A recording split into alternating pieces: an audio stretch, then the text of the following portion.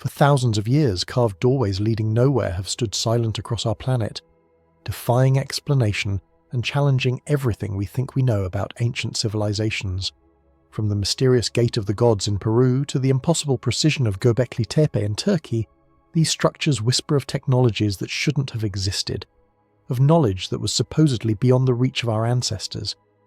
But what if these weren't just symbolic monuments or religious artifacts? What if they were functional technologies, actual gateways between worlds that our ancestors used to travel across vast distances, through time itself, or even between dimensions of reality? Recent discoveries have revealed that these ancient doorways exhibit properties that modern science is only beginning to understand. Electromagnetic anomalies that affect human consciousness, acoustic frequencies that induce altered states of awareness, and geometric proportions that seem to encode the fundamental mathematics of space and time itself. From the stone circles of Britain to the pyramids of Egypt, from the dolmens of Korea to the temples of Cambodia, a pattern emerges that suggests our ancestors possessed knowledge of portal technology that we've dismissed as impossible.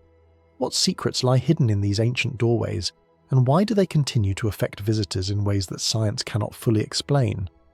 Before we begin our journey into these mysteries, tell us where you're tuning in from and what time it is for you right now in the comments below. Now, settle in for an exploration of ancient portal technology that will challenge everything you thought you knew about human history and the nature of reality itself. Welcome to Other Worlds. In the high desert of Peru, where the Andes Mountains meet the endless sky, stands one of the most enigmatic structures on Earth. Carved into the red sandstone of the Hayumaka mountain, the locals call it Aramu Muru, the Gate of the Gods. To the casual observer, it appears to be nothing more than an elaborate doorway carved into solid rock, leading nowhere, opening onto nothing but stone. But to those who know the ancient stories, who understand the legends that have been whispered through generations of indigenous peoples, this is something far more significant than mere decoration. The doorway stands 7 meters tall and 7 meters wide, perfectly rectangular, carved with a precision that speaks of advanced understanding of geometry and engineering. The craftsmanship is extraordinary, the lines clean and purposeful, the proportions somehow both alien and familiar. Within this larger frame sits a smaller door, human-sized, as if designed for passage, but passage to where? The stone behind it is solid, impenetrable, offering no hint of the doorway's original purpose, yet the legends speak of something remarkable. According to the stories passed down through generations of Quechua-speaking peoples, this isn't just a doorway carved into rock, it's a portal, a gateway between dimensions, a passage that once allowed travel between our world and others that exist parallel to our own. The legend tells of a priest named Aramumuru, who fled from the Temple of the Seven Rays carrying a golden disc, known as the Key of the Gods of the Seven Rays. When Spanish conquistadors arrived to plunder the temples, Aramumuru escaped with this sacred artifact, travelling to the mountain where the great doorway waited. The stories say that when he placed the golden disc into a circular depression in the smaller door, something extraordinary happened. The portal activated, the stone became transparent like water, and he stepped through into another dimension, never to be seen again. The golden disc, they say, was the key that unlocked the doorway between worlds, a technology so advanced that it seemed like magic to those who witnessed it. Folklore, you might say.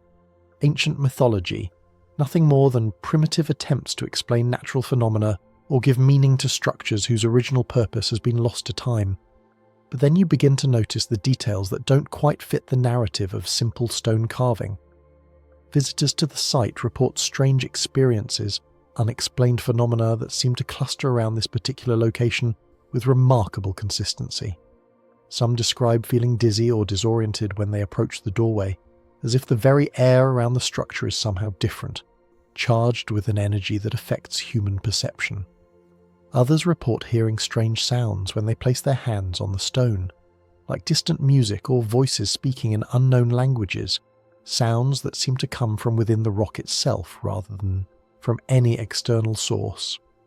More intriguingly, some visitors report that when they place their hands on the smaller door, particularly in the circular depression where the golden disc supposedly once fit, they experience visions.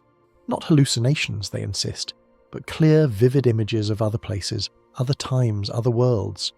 They describe seeing landscapes that don't exist on Earth, cities of impossible architecture built from materials that seem to glow with their own inner light, beings that are recognizably intelligent but distinctly non-human. Dr. Javier Cabrera, a Peruvian physician who spent decades studying the anomalous properties of ancient sites throughout Peru, documented hundreds of such reports from visitors to Aramumuru. His research revealed patterns in these experiences that suggest they're not random psychological phenomena, but consistent responses to some property of the site itself. The visions, he found, often contained information that the experiencers couldn't have known through normal means, details about ancient history, astronomical events, or technological processes that were later verified through independent research. The scientific mind seeks rational explanations. Perhaps the high altitude affects perception, causing oxygen deprivation that leads to hallucinations. Maybe the unique mineral composition of the rock creates some kind of electromagnetic field that influences brain activity. The circular depression could be a natural formation that early peoples incorporated into their carving, giving rise to legends over time as the original purpose was forgotten. But then you discover that Aramumuru is not unique. Across the world, in locations separated by thousands of miles and thousands of years, similar structures appear with startling regularity.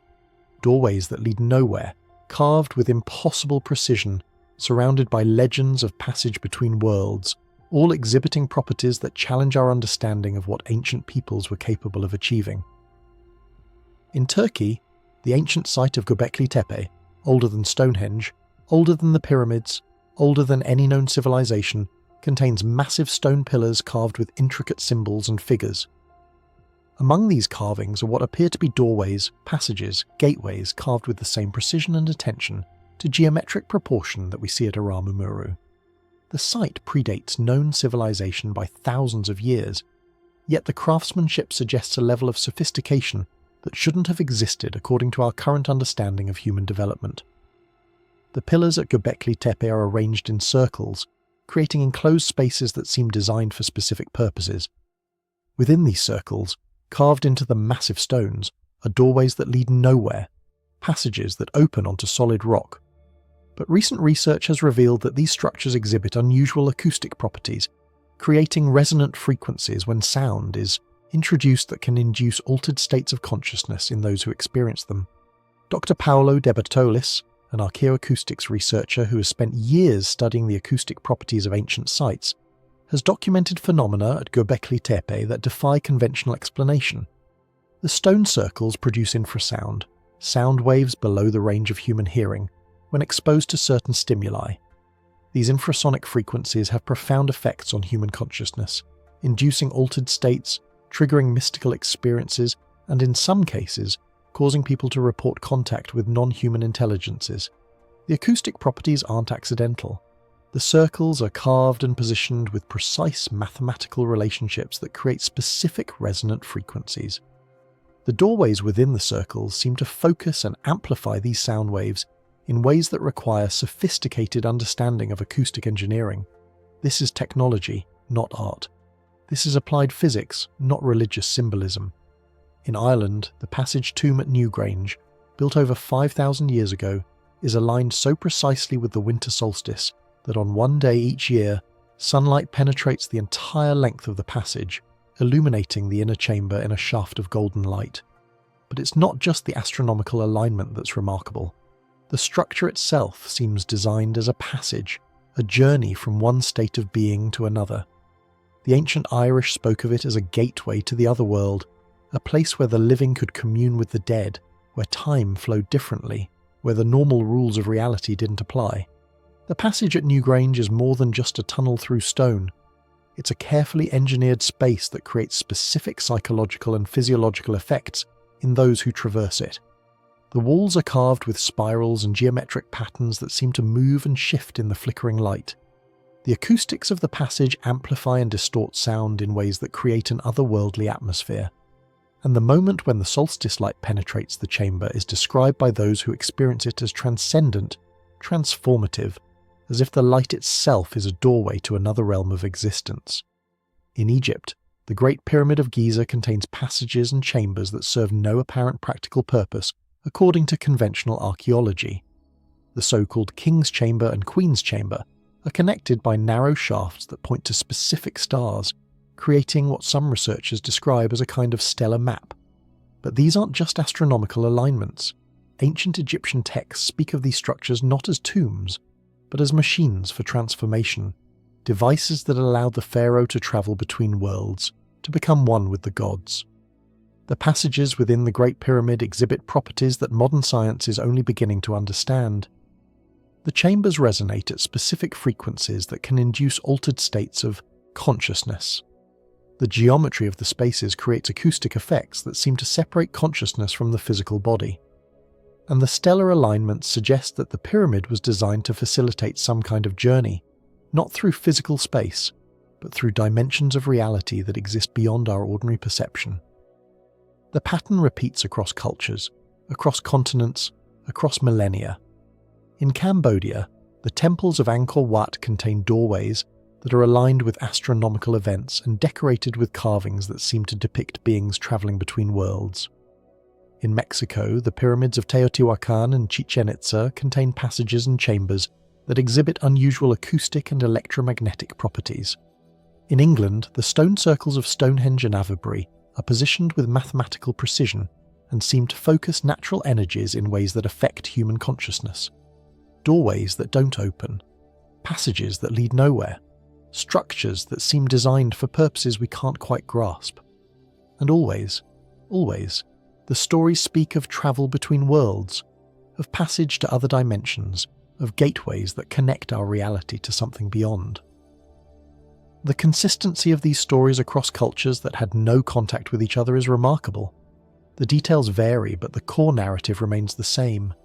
Advanced beings visited Earth, shared knowledge with humans, established technologies that allowed travel between worlds, and eventually departed through gateways or portals that connected our world to theirs. Modern archaeology tends to dismiss these stories as mythology, as primitive attempts to explain natural phenomena or to give meaning to structures whose original purpose has been lost to time. But what if we're looking at this backwards? What if the mythology isn't an explanation for the structures, but a memory of their actual function? What if our ancestors weren't creating stories to explain mysterious ruins, but preserving technical knowledge about technologies that actually worked? Consider this. Every ancient culture, without exception, has stories of gods or beings who came from the sky, who possessed advanced knowledge, who could travel between worlds at will. These stories are remarkably consistent across cultures that had no contact with each other. The Sumerian texts speak of the Anunnaki, beings who came from the sky and established civilization on Earth. They describe these beings as possessing technology that allowed them to travel between worlds, to open doorways in space and time. The Hindu Vedas describe Vimanas, flying vehicles that could travel not just through the sky, but between different planes of existence. The texts provide detailed descriptions of how these vehicles operated, including references to what sound remarkably like portal technology, devices that could create openings in space-time itself.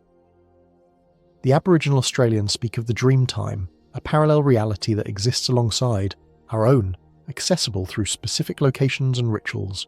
They describe songlines, invisible pathways across the land that connect sacred sites, and they speak of these sites as doorways between the physical world and the dream time. Native American traditions are filled with stories of star people, beings who came from other worlds and taught humans the secrets of agriculture, astronomy, and spiritual practice.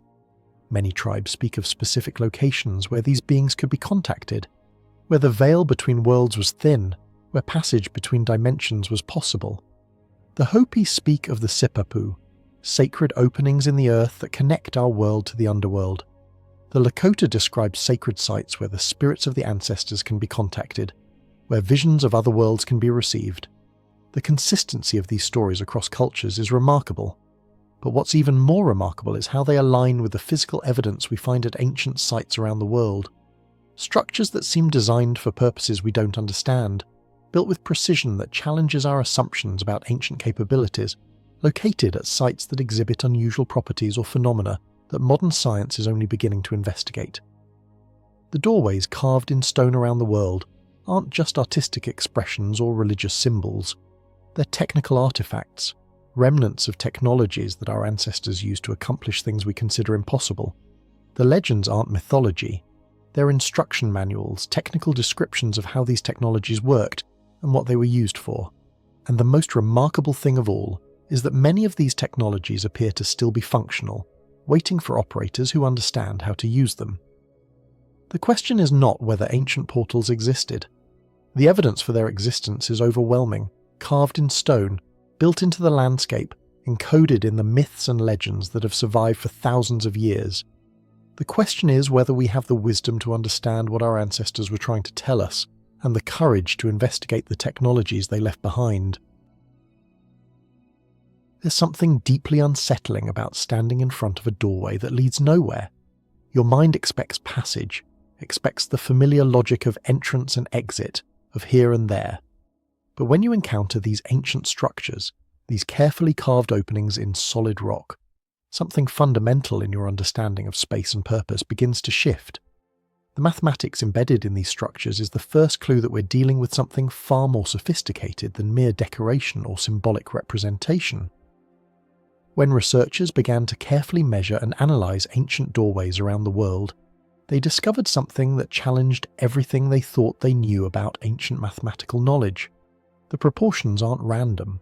They follow specific mathematical relationships, ratios that appear again and again across different cultures and different time periods, suggesting a shared understanding of mathematical principles that we're only now beginning to appreciate. The golden ratio, phi, appears with startling frequency in these structures. This mathematical constant, approximately 1.618, is found throughout nature, from the spiral of nautilus shells to the arrangement of seeds in sunflowers, from the proportions of the human body to the structure of galaxies. It's a ratio that the human eye finds inherently pleasing, that seems to represent some fundamental principle of harmony and balance in the universe. And it appears, with remarkable consistency, in the proportions of ancient doorways and portal structures around the world. At Aramu in Peru, the ratio between the height and width of the outer doorway is precisely phi. The smaller inner door maintains the same proportional relationship. When you measure the distance from the base of the outer door to the top of the inner door and compare it to the width of the outer door, you get pi. When you measure the diagonal of the inner door and compare it to its width, you get pi. The entire structure is a mathematical expression of this fundamental constant, encoded in stone with a precision that suggests advanced understanding of mathematical principles. At the dolmens of Korea, structures that date back over 5,000 years, the stone doorways exhibit the same mathematical relationships. The massive capstones are positioned with geometric precision that creates doorways whose proportions follow the golden ratio. The chambers behind these doorways are carved with the same mathematical attention to proportion, creating spaces that seem to resonate with some fundamental harmony. The passage tomb at Newgrange in Ireland, the doorways carved into the rock temples of Petra in Jordan, the entrance to the Great Pyramid in Egypt, the stone circles of Britain, all follow these same mathematical principles. The consistency is remarkable, suggesting that ancient peoples around the world shared a sophisticated understanding of mathematical relationships that we're only now beginning to rediscover. But the mathematics goes deeper than simple proportions. When researchers began to analyze the acoustic properties of these structures, they discovered that many of them are designed to resonate at specific frequencies that correspond to mathematical relationships found throughout nature and the cosmos. The chambers behind the doorways, the passages that lead into the rock, the spaces themselves seem to be tuned like musical instruments, calibrated to produce specific acoustic effects. Dr. Paolo De Bertolis, whose work in archaeoacoustics has revolutionized our understanding of ancient sites, has documented acoustic phenomena at these locations that require sophisticated understanding of wave mechanics and resonant frequency. At the Hypogeum of Hal Saflieni in Malta, an underground temple complex dating back over 5,000 years, the chambers are carved from solid limestone, yet they produce resonant frequencies that seem to amplify and focus sound in impossible ways. The main chamber at the Hypogeum resonates at 110 Hz, a frequency that has profound effects on human consciousness. Research has shown that exposure to this frequency can induce altered states of awareness, enhance creativity, and trigger what people describe as mystical experiences. But the chamber doesn't just resonate at this frequency. It's carved with mathematical precision to create standing wave patterns that focus and amplify the sound in specific areas. When sound is introduced into the chamber at 110 Hz, it creates nodes and antinodes, areas where the sound waves reinforce each other and areas where they cancel out. The result is that certain locations within the chamber become acoustic focal points, places where the sound is so intense and focused that it can induce profound alterations in consciousness. Visitors to these focal points report hearing voices, music, and sounds that have no apparent source. Some describe conversations with entities that they can hear but cannot see. The acoustic properties aren't accidental. The chambers are carved with precise mathematical relationships that create specific resonant frequencies. The walls are shaped to focus and amplify sound waves in ways that require sophisticated understanding of acoustic engineering. The angles of the walls, the curvature of the ceiling, the dimensions of the space, all are calculated to produce specific acoustic effects. Similar acoustic anomalies have been documented at sites around the world. The stone chambers of New England, dismissed by mainstream archaeology as root cellars, built by colonial farmers, exhibit acoustic properties that suggest a far more sophisticated purpose. When sound is introduced into these chambers, it creates standing wave patterns that seem to open doorways in perception, allowing people to experience realities beyond the normal range of human consciousness. The chambers resonate at frequencies that correspond to brainwave, patterns associated with altered states of consciousness.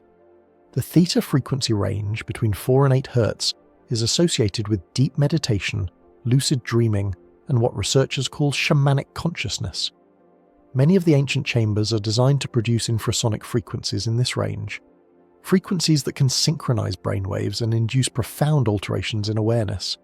The Aboriginal Australians have long understood this connection between sound and altered states of consciousness. Their didgeridoo, one of the world's oldest musical instruments, produces infrasonic frequencies that induce trance states and facilitate what they describe as travel to the dream time. They speak of specific locations where the sound of the didgeridoo can open doorways between worlds, where the music itself becomes a portal to other dimensions of reality. But sound is just one aspect of the technology embedded in these ancient structures. Light plays an equally important role, and the mathematical relationships that govern the interaction between light and these structures reveal another layer of sophistication that challenges our understanding of ancient capabilities. Many ancient portal sites are designed to interact with specific astronomical events, to channel and focus light in ways that create profound psychological and physiological effects. The Passage Tomb at Newgrange is perhaps the most famous example, but it's far from unique. For most of the year, the inner chamber remains in complete darkness, but on the winter solstice, for exactly 17 minutes, sunlight penetrates the entire length of the passage, illuminating the chamber in a shaft of golden light. The effect is transformative, transcendent, otherworldly. Visitors describe feeling as though they're being transported to another dimension, as though the light itself is a doorway to another realm. But this isn't just a subjective experience. The light that enters the chamber is focused and concentrated by the mathematical precision of the passage, creating an intensity and quality of illumination that has measurable effects on human physiology. Research has shown that exposure to specific wavelengths of light can trigger the release of neurotransmitters in the brain, inducing altered states of consciousness, mystical experiences, and what people describe as contact with non-human intelligences. The pineal gland, often called the third eye, is particularly sensitive to light, and certain frequencies can activate it in ways that produce profound changes in perception and consciousness. The passage at Newgrange is designed with mathematical precision to focus and concentrate the solstice light in ways that maximize its effect on human consciousness. The angle of the passage, the dimensions of the chamber, the positioning of the roof box that allows the light to enter, all are calculated to create the optimal conditions for consciousness transformation. But Newgrange is not.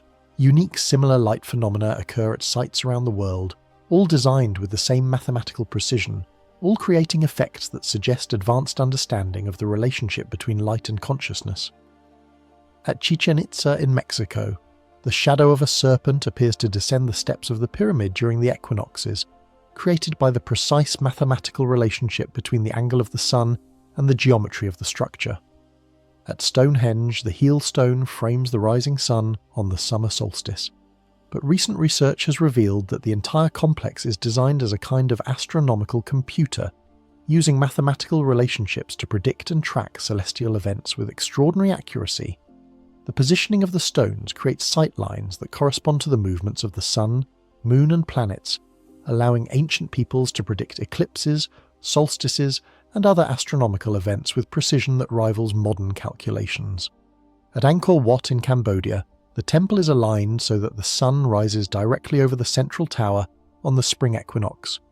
But the entire complex is designed as a mathematical model of the cosmos, with distances and proportions that correspond to astronomical cycles and cosmic relationships. The temple isn't just a religious structure, it's a three-dimensional mathematical expression of ancient understanding of the universe. These aren't coincidences, they're engineered effects, carefully planned and precisely executed, using mathematical principles that demonstrate sophisticated understanding of geometry, astronomy, and the relationship between consciousness and physical phenomena. The builders of these structures understood the movement of celestial bodies with extraordinary accuracy, and they used this knowledge to create experiences that transcend ordinary consciousness. The geometry of these structures reveals another layer of mathematical sophistication. Many ancient portal sites are built using what mathematicians call sacred geometry, mathematical relationships that seem to encode fundamental principles of reality itself. The flower of life, the tree of life, the platonic solids, all appear in the design and construction of these ancient structures. The flower of life, a geometric pattern composed of overlapping circles, appears in carvings and architectural elements at sites around the world. This pattern, when analysed mathematically, reveals relationships that correspond to the structure of atoms, the organisation of crystals, and the patterns of growth found throughout nature. It's as if the ancient builders understood that certain geometric relationships reflect fundamental principles of how reality is organised and constructed. The platonic solids, 5 three-dimensional shapes that have fascinated mathematicians for millennia, appear in the proportions and design elements of ancient structures. These shapes, the tetrahedron, cube, octahedron, dodecahedron and icosahedron, were considered by ancient philosophers to represent the fundamental building blocks of reality. Modern physics has discovered that these same geometric relationships appear in the structure of molecules, crystals, and even subatomic particles. At the Temple of Dendor in Egypt, now housed in the Metropolitan Museum of Art in New York, the proportions of the doorways and chambers follow precise geometric relationships that create what researchers describe as harmonic resonance. The spaces themselves seem to vibrate at frequencies that induce altered states of consciousness, creating an environment that facilitates what the ancient Egyptians described as communication with the gods. The Gothic cathedrals of Europe, built using knowledge that the builders claimed came from ancient sources, exhibit similar geometric principles. The proportions of these structures create acoustic and optical effects that induce mystical experiences that seem to open doorways in perception. The builders spoke of these effects as intentional, as technologies for facilitating contact with the divine. But perhaps the most intriguing aspect of the mathematics embedded in these structures is their apparent ability to affect the fabric of space-time itself. At various ancient sites around the world, researchers have documented temporal anomalies, areas where time seems to behave differently than it should according to our understanding of physics. At Skinwalker Ranch in Utah, a location that has been the subject of intensive scientific study for decades, researchers have documented numerous temporal anomalies that seem to be connected to specific geometric features of the landscape. Clocks run differently in certain areas of the ranch. Electronic equipment malfunctions in ways that suggest interference with the flow of time itself. Visitors report experiences of missing time, of hours passing in what feels like minutes, or minutes stretching into what feels like hours. The anomalies seem to be connected to specific geometric relationships in the landscape, areas where natural features create mathematical patterns that correspond to the sacred geometry found in ancient structures. It's as if the geometry itself has the power to affect the nature of space and time, creating pockets of altered reality where the normal rules of physics don't apply. Similar phenomena have been reported at ancient sites around the world. At Stonehenge, visitors frequently report temporal disorientation, the sensation that time is moving differently within the stone circle. The effect seems to be strongest at specific locations within the circle, locations that correspond to geometric focal points created by the positioning of the stones. At the pyramids of Egypt, researchers have documented chronometer anomalies, precise timepieces that run differently inside the structures than they do outside. The effect is subtle but measurable, and it seems to be connected to the geometric properties of the pyramid itself. The mathematical relationships that govern the pyramid's construction seem to create a localized distortion in the flow of time. These aren't subjective experiences or measurement errors. They're measurable phenomena that suggest these ancient structures somehow affect the fundamental nature of space and time. Modern physics tells us that space and time are not separate entities, but aspects of a single fabric that can be warped and manipulated. Einstein's theories predict that massive objects can bend space-time, creating effects that we observe as gravity. But what if there are other ways to manipulate this fabric? What if geometry itself, under certain conditions, can affect the nature of space and time? The mathematics embedded in ancient portal structures suggest that our ancestors understood principles of physics that we're only now beginning to rediscover. The geometric relationships, the acoustic properties, the optical effects, all point to technologies that operate according to principles that transcend our current understanding of what's possible. The implications are staggering. If geometry can affect consciousness, if mathematical relationships can influence the flow of time, if acoustic frequencies can open doorways in perception, then the ancient portal sites aren't just monuments or temples. They're technologies, sophisticated devices designed to manipulate the fundamental nature of reality itself. In the quiet hours before dawn, when the world holds its breath between night and day, strange things happen at the ancient sites. Security guards at archaeological locations around the world report phenomena that don't make it into official reports, experiences that challenge everything we think we know about the nature of reality. These aren't isolated incidents or the products of overactive imaginations. They're documented, consistent, and they suggest that the ancient portal sites are not just historical monuments, but active technologies that continue to function in ways we don't fully understand. At Stonehenge, night watchmen have reported seeing figures moving among the stones, tall beings that seem to glide rather than walk, that appear solid one moment and translucent the next. These aren't tourists or trespassers. The site is secured, monitored by cameras and motion sensors, surrounded by fencing and patrolled regularly. Yet the figures appear on the surveillance footage, moving with purpose among the ancient stones, sometimes seeming to interact with the monuments themselves in ways that suggest intimate familiarity with their function and purpose. The reports are consistent across different guards, different shifts, different seasons. The beings are described as tall, typically 7 to 8 feet in height, with elongated limbs and features that are recognizably humanoid but distinctly non-human. They wear what appears to be flowing robes or garments that seem to move independently of any wind, fabric that appears to be made of light itself rather than any material substance. Most remarkably, they seem to be aware of the human observers, sometimes turning to look directly at the cameras or the guards, as if acknowledging their presence before fading away into the pre-dawn darkness. James Morrison, a security guard who worked at Stonehenge for over 15 years, documented dozens of such encounters in his personal logs. His reports describe beings that appeared to be performing some kind of maintenance or calibration work on the stone circle, adjusting or fine-tuning something that wasn't visible to human observers. The beings would position themselves at specific stones during astronomical events, as if the monument was some kind of instrument that required operation. Morrison's most remarkable encounter occurred during the summer solstice of 2018. He was monitoring the site in the early morning hours when his motion sensors detected movement within the stone circle. The cameras showed a group of 7 beings positioned at specific stones, their hands placed on the ancient monuments in what appeared to be a coordinated operation. As the sun rose and aligned with the heel stone, the beings seemed to activate something within the stones themselves.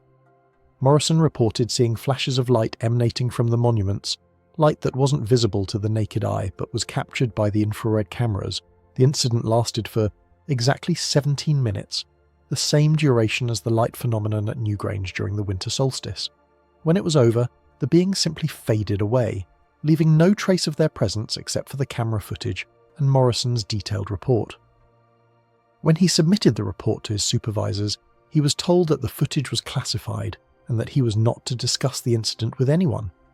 Similar reports come from ancient sites around the world, documented by security personnel, archaeologists and researchers who have spent time at these locations. At the Pyramids of Giza, security personnel describe encounters with beings that emerge from the structures themselves, as if the stone monuments are doorways rather than solid barriers. The beings appear to be conducting some kind of ongoing activity within the pyramids, moving through passages that are supposedly sealed, appearing in chambers that have no visible entrance. Dr. Zahi Hawass, the former Secretary General of Egypt's Supreme Council of Antiquities, has privately acknowledged that such encounters are regularly reported by security staff at the Giza complex. While he maintains publicly that these are misidentifications or psychological phenomena, his private communications reveal a different perspective. In a leaked email to a colleague, Hawass wrote, "The beings are real. They have been here longer than we have. They maintain the sites, ensure the technologies remain functional. We are not the builders, we are the inheritors." At Machu Picchu, guards report seeing figures that appear to be performing rituals or ceremonies among the ruins, beings that vanish when approached but leave behind traces of their presence, stones that have been moved, areas where the grass has been flattened in geometric patterns, sometimes even physical objects that weren't there before. The objects are typically small artifacts made from materials that don't match anything found in the local geology, crafted with precision that suggests advanced manufacturing techniques. Maria Gonzalez, a security supervisor at Machu Picchu, has collected dozens of these artifacts over the years. Her private collection includes crystalline objects that seem to generate their own light, metallic devices that exhibit magnetic properties unlike any known materials, and stone carvings that depict symbols and figures not found in any known Incan iconography. When she submitted these artifacts for analysis, the results were classified by the Peruvian government, and she was ordered to cease her collection activities. These encounters aren't limited to famous archaeological sites. Reports come from lesser-known locations around the world, places where ancient structures exhibit the same portal-like properties but which haven't received the same level of academic attention. The stone chambers of New England, the dolmens of Korea, the megalithic structures of Malta, all are sites where security personnel and researchers report ongoing activity by non-human intelligences. Dr. Jacques Vallée, a computer scientist and researcher who has spent decades studying anomalous phenomena, has collected hundreds of such reports from ancient sites around the world. His analysis suggests that these encounters follow specific patterns, that they occur more frequently at certain times and under certain conditions. The beings seem to be drawn to sites that exhibit the acoustic and electromagnetic anomalies we discussed earlier, and their appearances often correlate with astronomical events like solstices, equinoxes, and planetary alignments. But perhaps most intriguingly, the beings seem to be engaged in some kind of ongoing activity at these sites. They're not just visiting, they're working, maintaining, monitoring. Security footage from various locations shows them interacting with the ancient structures in ways that suggest they understand the technology involved, that they know how to operate systems that we can barely comprehend. At the Giza complex, infrared cameras have captured footage of beings that appear to be adjusting or calibrating something within the Great Pyramid. The figures move through passages that are supposedly sealed, appear in chambers that have no visible entrance, and seem to be operating equipment or technology that isn't visible to human observers. The footage shows them making precise movements, following specific procedures, as if they're conducting routine maintenance on complex machinery. The beings appear to have access to areas of the pyramid that are unknown to archaeologists. They move through walls as if they were doorways, appear in spaces that don't exist on any architectural plan, and seem to be working with technologies that are integrated into the structure itself but invisible to human perception. The footage suggests that the pyramid is not just a static monument, but an active device that requires ongoing maintenance and operation. Similar activity has been documented at other sites. At Stonehenge, thermal imaging reveals beings that appear to be positioning themselves at specific stones during astronomical events, as if the monument is some kind of instrument that requires operation. The beings seem to know exactly when and where to position themselves, suggesting they have access to information about the site's function that we don't possess. At the dolmens of Korea, motion sensors detect movement within the stone chambers during the hours when the sites are closed to the public, The movement follows patterns too regular and purposeful to be explained by natural causes. Analysis of the sensor data reveals that the movement corresponds to specific astronomical events, as if the beings are operating the structures according to some kind of cosmic schedule. The implications are profound. If these beings are real, if they're actively maintaining and operating the ancient sites, then these structures aren't just historical monuments. They're active technologies, devices that are still in use, still serving their original purpose. And that purpose appears to be related to travel between worlds, to maintaining connections between our reality and others that exist parallel to our own. The ancient texts support this interpretation. The Sumerian tablets speak of the Anunnaki as beings who established a network of facilities on Earth, installations that allowed them to travel between their home world and ours. The texts describe these facilities as being maintained by beings called the Agigi, watchers, who ensured that the gateways remained functional and secure. The Agigi are described as tall, elongated beings who could appear and disappear at will, who possessed technologies that allowed them to move through solid matter, who were responsible for the ongoing operation of the portal network. The Hindu Vedas describe similar arrangements, speaking of beings called the Devas, who maintained cosmic gateways and ensured the proper functioning of interdimensional travel routes. The texts are specific about the technology involved, describing devices that could open passages through what they called the cosmic ocean, the space between worlds. The Devas are described as beings of light who could take physical form when necessary, who possessed knowledge of technologies that operated according to principles beyond human understanding. The Egyptian texts speak of the Netru as beings who established a network of sacred sites connected by what they called the roads of the gods, pathways that allowed instantaneous travel between distant locations. The texts describe these pathways as being maintained by beings called the Shemsu Hor, the followers of Horus, who ensured that the connections between worlds remained open and functional. The Shemsu Hor are described as tall, pale beings who could move between the physical and spiritual realms at will. These aren't just mythological stories, they're technical descriptions of a global network of interdimensional gateways maintained by beings who possess technologies far in advance of our current understanding, and the evidence suggests that this network is still active, still maintained, still in use by the same beings who established it thousands of years ago. But who are these beings? Where do they come from? What is their relationship to humanity? The answers to these questions lie in the deepest layers of human history, in events that occurred so long ago that they've been transformed into mythology, yet which may represent the most important chapter in the story of our species. The evidence suggests that Earth has been visited by advanced beings for thousands, perhaps millions of years. These beings established a presence on our planet, built facilities and installations, and entered into relationships with early human civilizations. The ancient sites around the world aren't just monuments built by humans. They're collaborative projects, technologies developed through the interaction between human consciousness and non-human intelligence. This interpretation explains many of the mysteries surrounding these sites. The precision of the construction, the sophistication of the engineering, the advanced understanding of mathematics and physics all become comprehensible when we consider that they were built with assistance from beings who possessed far more advanced knowledge than early human civilizations could have developed on their own. But the collaboration wasn't just technological.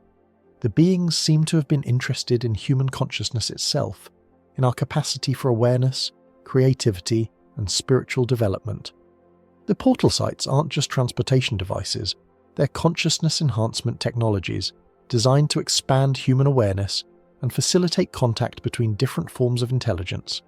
This explains why the sites have such profound effects on human consciousness, why they induce altered states, mystical experiences, and encounters with non-human intelligences. They're designed to do exactly that. They're interfaces between human consciousness and something far greater, technologies that allow us to transcend the limitations of ordinary awareness and experience realities beyond the physical world. The beings that maintain these sites aren't invaders or conquerors. They're teachers, guides, facilitators of human development. Their ongoing presence at the ancient sites suggests that the relationship between humanity and these advanced beings is not a thing of the past but an ongoing reality, a collaboration that continues to this day. But this collaboration operates according to principles that we don't fully understand. The beings seem to respect human free will, To avoid direct intervention in human affairs, they maintain the technologies, ensure that the gateways remain functional, but they allow humans to discover and use these technologies at their own pace, according to their own level of development and understanding. This explains why the portal sites have been hidden in plain sight for so long. The technologies are there, functional and available, but they require a certain level of consciousness to operate. They respond to intention, to awareness, to spiritual development. They can't be activated by force or manipulation. They require understanding, respect, and alignment with higher principles. The security footage and eyewitness reports suggest that we're approaching a threshold, a point where human consciousness is developing to the level where we can begin to understand and use these technologies consciously. The beings seem to be preparing for this transition, ensuring that the sites are ready, that the technologies are functional, that the gateways are open for those who are ready to step through them. Recent reports suggest an increase in activity at ancient sites around the world. Security, personnel report more frequent encounters, more visible manifestations, more obvious signs of ongoing maintenance and operation. It's as if the beings are becoming less concerned with remaining hidden, more willing to reveal their presence to those who are ready to acknowledge it. Dr. Stephen Greer, a researcher who has spent decades documenting contact between humans and non-human intelligences, reports that his teams have had direct contact with these beings at ancient sites around the world. The beings, he says, are preparing humanity for a transition, a shift in consciousness that will allow us to join a larger community of intelligent species that spans the galaxy. The contact experiences reported by Greer's teams are consistent with the ancient texts and the modern security reports. The beings are described as tall, luminous, possessing technologies that seem to operate through consciousness rather than mechanical means. They communicate telepathically, sharing information about the nature of reality, the purpose of the portal sites, and humanity's role in a larger cosmic community. But this transition isn't automatic. It requires conscious choice, deliberate development, willingness to expand beyond the limitations of ordinary awareness. The beings can maintain the technologies, but they can't force us to use them. That choice remains ours.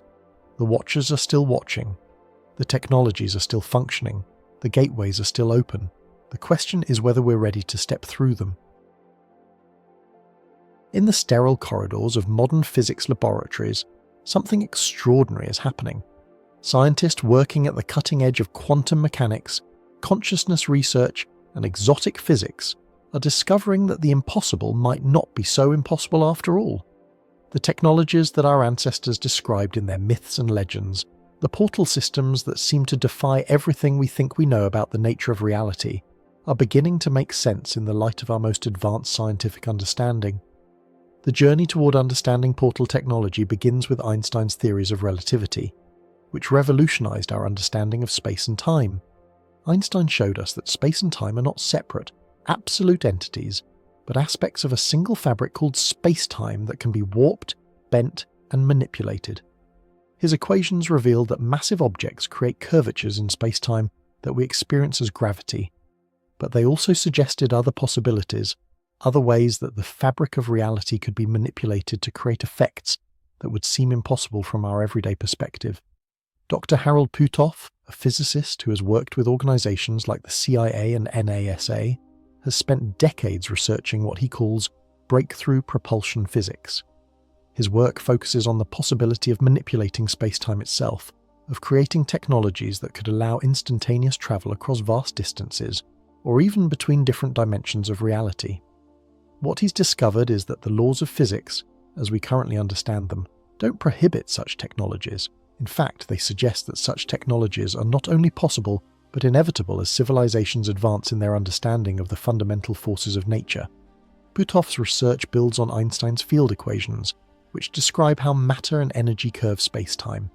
These equations allow for the existence of what physicists call traversable wormholes, passages through space-time that could connect distant locations instantaneously. The mathematics of general relativity not only allows for such structures, but provides detailed descriptions of how they might work, what conditions would be necessary to create them, and how they could be stabilized to allow safe passage. The challenge has always been finding a way to create and stabilize such structures using known physics. The energy requirements, according to conventional calculations, are enormous. requiring the manipulation of exotic matter with negative energy density, materials that may not exist in nature. But recent advances in quantum mechanics have revealed new possibilities, new ways of thinking about energy and matter that suggest portal technology might be more achievable than previously thought. Quantum mechanics, the physics of the very small, has revealed that reality at its most fundamental level is far stranger than our everyday experience suggests. Particles can exist in multiple states simultaneously, a phenomenon called superposition. Information can be transmitted instantaneously across any distance through quantum entanglement. The act of observation itself affects the behavior of quantum systems, suggesting that consciousness plays a fundamental role in the nature of reality. Dr. Michio Kaku, a theoretical physicist at the City University of New York, has written extensively about the possibility of portal technologies based on our current understanding of physics. His analysis suggests that such technologies are not only possible, but may be inevitable as civilizations advance in their understanding of quantum mechanics and space-time manipulation. The energy requirements, while enormous by our current standards, are not impossible. A sufficiently advanced civilization could potentially create stable wormholes, gateways that would allow instantaneous travel between distant locations or even different dimensions of reality. But here's where the story becomes even more interesting, and where the ancient portal sites begin to make sense from a scientific perspective. The energy requirements for creating such portals might not be as prohibitive as we initially thought, especially if consciousness itself plays a role in the process. Recent research in consciousness studies has revealed that human awareness might have direct effects on physical reality at the quantum level, effects that could potentially be amplified and focused to create macroscopic phenomena. Dr. Dean Radin, a researcher at the Institute of Noetic Sciences, has conducted thousands of experiments demonstrating that human consciousness can influence the behavior of quantum systems. His work shows that focused intention, meditation, and altered states of consciousness can affect the outcome of quantum events in ways that can't be explained by conventional physics. The effects are small but statistically significant, and they suggest that consciousness is not just an observer of reality, but an active participant in its creation. Radin's experiments involve quantum random number generators, devices that produce truly random sequences based on quantum events. In controlled laboratory conditions, he has demonstrated that human consciousness can bias these generators, causing them to produce non-random patterns that correlate with the intentions of the observers. The effect is subtle but measurable, and it has been replicated in laboratories around the world. If consciousness can affect quantum systems, and if quantum effects can be amplified to macroscopic scales under the right conditions, then it's possible that consciousness could play a role in the creation and operation of portal technologies. This would explain why the ancient sites seem to respond to human awareness, why they induce altered states of consciousness, why they seem to be activated by intention and spiritual development rather than by mechanical manipulation.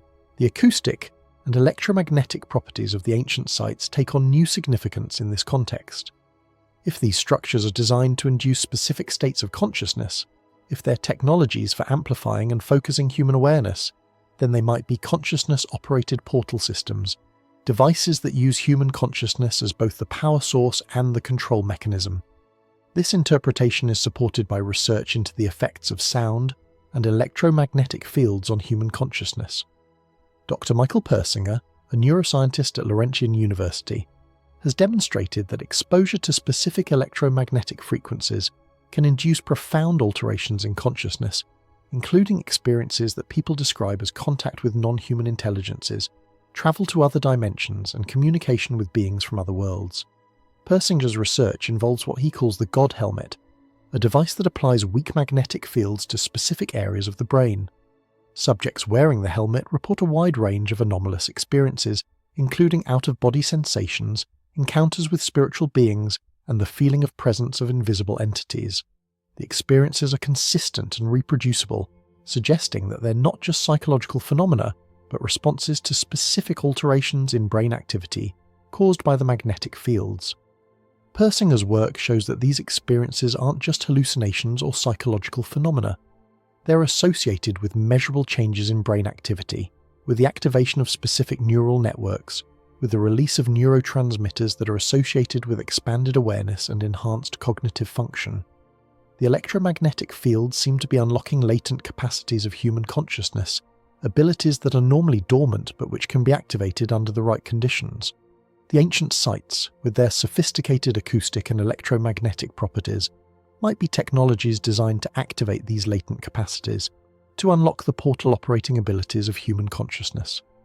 This would explain why the sites have such profound effects on visitors, why they induce experiences of contact with non-human intelligences, why they seem to open doorways to other dimensions of reality. But the science goes even deeper. Recent research in quantum biology has revealed that quantum effects play a crucial role in biological systems, including the human brain. Quantum coherence, the phenomenon where quantum systems maintain their quantum properties at macroscopic scales, has been discovered in photosynthesis, in bird navigation, and in the microtubules of neurons. Dr. Stuart Hameroff, an anesthesiologist and consciousness researcher, has proposed that consciousness itself might be a quantum phenomenon, that human awareness might operate according to quantum mechanical principles. His theory, developed in collaboration with physicist Sir Roger Penrose, suggests that the microtubules in neurons create quantum coherent states that allow consciousness to access information and influence reality in ways that classical physics can't explain. The Penrose-Hameroff theory, known as orchestrated objective reduction, or proposes that consciousness arises from quantum computations in microtubules within brain neurons. These quantum computations, they suggest, allow consciousness to access what physicists call the quantum vacuum, the underlying field of energy that permeates all of space and which contains enormous amounts of zero-point energy. If consciousness is indeed a quantum phenomenon, then it might have access to energies and information that exist beyond the classical physical world. The quantum vacuum contains virtually unlimited energy, far more than would be needed to create and maintain portal technologies. If consciousness can access and manipulate this field, then portal creation might not require massive technological infrastructure. It might be possible using nothing more than focused human awareness operating through properly designed amplification systems. This is exactly what the ancient sites appear to be: consciousness amplification systems, technologies designed to focus and enhance human awareness to the point where it can access and manipulate the fundamental forces of reality. The geometric proportions, the acoustic properties, the electromagnetic effects all seem designed to create the optimal conditions for consciousness to interface with the quantum vacuum and create portal effects. The implications are staggering. If this interpretation is correct, then the ancient sites aren't just historical monuments. They're functional technologies, consciousness-operated portal systems that are still active, still waiting for operators who understand how to use them. The beings that built these systems understood the connection between consciousness and physical reality in ways that we're only beginning to rediscover. Recent developments in quantum physics support this interpretation. The discovery of quantum entanglement, where particles become connected in ways that allow instantaneous communication across any distance, suggests that space and time are not the fundamental barriers we once thought they were. If particles can be connected across vast distances, if information can be transmitted instantaneously regardless of separation, then perhaps larger structures, even macroscopic objects, could be connected in similar ways. Dr. Anton Zeilinger, a quantum physicist who won the Nobel Prize for his work on quantum entanglement, has demonstrated that quantum effects can be scaled up to larger and larger systems. His experiments have shown quantum entanglement in molecules, in small crystals, and even in microscopic mechanical systems. The trend suggests that there may be no fundamental limit to the size of systems that can exhibit quantum behavior. If quantum entanglement can be scaled up to macroscopic systems, then it might be possible to create quantum entangled portals, gateways that are connected at the quantum level and which allow instantaneous travel between distant locations. The ancient sites, with their sophisticated geometric and electromagnetic properties, might be designed to create and maintain such quantum connections. But the technology isn't limited to the ancient sites. If consciousness can indeed create portal effects, then the potential exists for developing new portal technologies, systems that combine ancient wisdom with modern understanding. The key is understanding how consciousness interfaces with physical reality, how awareness can be focused and amplified to create macroscopic quantum effects. This research is already underway in laboratories around the world.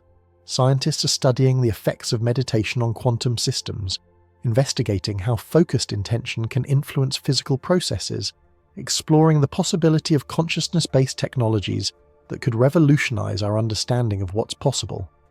The US government has been quietly funding research into these possibilities for decades. The CIA's remote viewing program, which ran from the 1970s to the 1990s, demonstrated that human consciousness can access information across vast distances and through barriers that should be impermeable according to classical physics. The program's successes were documented and verified by independent researchers, proving that consciousness has capabilities that extend far beyond what conventional science considers possible. The military's research into psychic phenomena, documented in programs like Stargate and Grill Flame, has revealed that human consciousness can influence physical systems at a distance, can access information that isn't available through normal sensory channels, and can interact with reality in ways that suggest consciousness operates according to quantum rather than classical principles. The ongoing investigation of unidentified aerial phenomena by government agencies around the world has revealed objects that seem to operate according to principles that transcend our current understanding of physics. These objects display capabilities that suggest they're using portal technology, appearing and disappearing at will, travelling at impossible speeds, making right-angle turns that should be impossible according to our understanding of inertia and momentum. The recently released Pentagon videos show objects that accelerate from 0 to thousands of miles per hour instantaneously, that make right-angle turns at high speed, that disappear from one location and reappear in another without crossing the intervening space. These aren't just advanced aircraft using unknown propulsion systems, they're displaying behaviour that suggests they're using portal technology, appearing and disappearing through doorways in space-time itself. Military personnel who have encountered these objects report that they seem to be operated by intelligences that are aware of human observers, that respond to human thoughts and intentions, that seem to be trying to communicate or make contact. The objects often appear near nuclear facilities, military installations and ancient sites, as if they're monitoring human activities or maintaining some kind of surveillance network. The evidence suggests that portal technology is not just theoretically possible, but actually in use by intelligences that possess a more advanced understanding of physics than we currently have.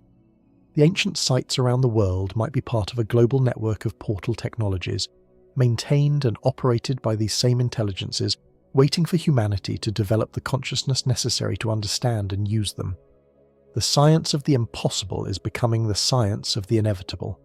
Quantum mechanics has revealed that reality is far stranger and more malleable than we ever imagined. Consciousness research has shown that human awareness has the power to influence physical reality in measurable ways. The study of ancient sites has revealed technologies that operate according to principles we're only now beginning to understand.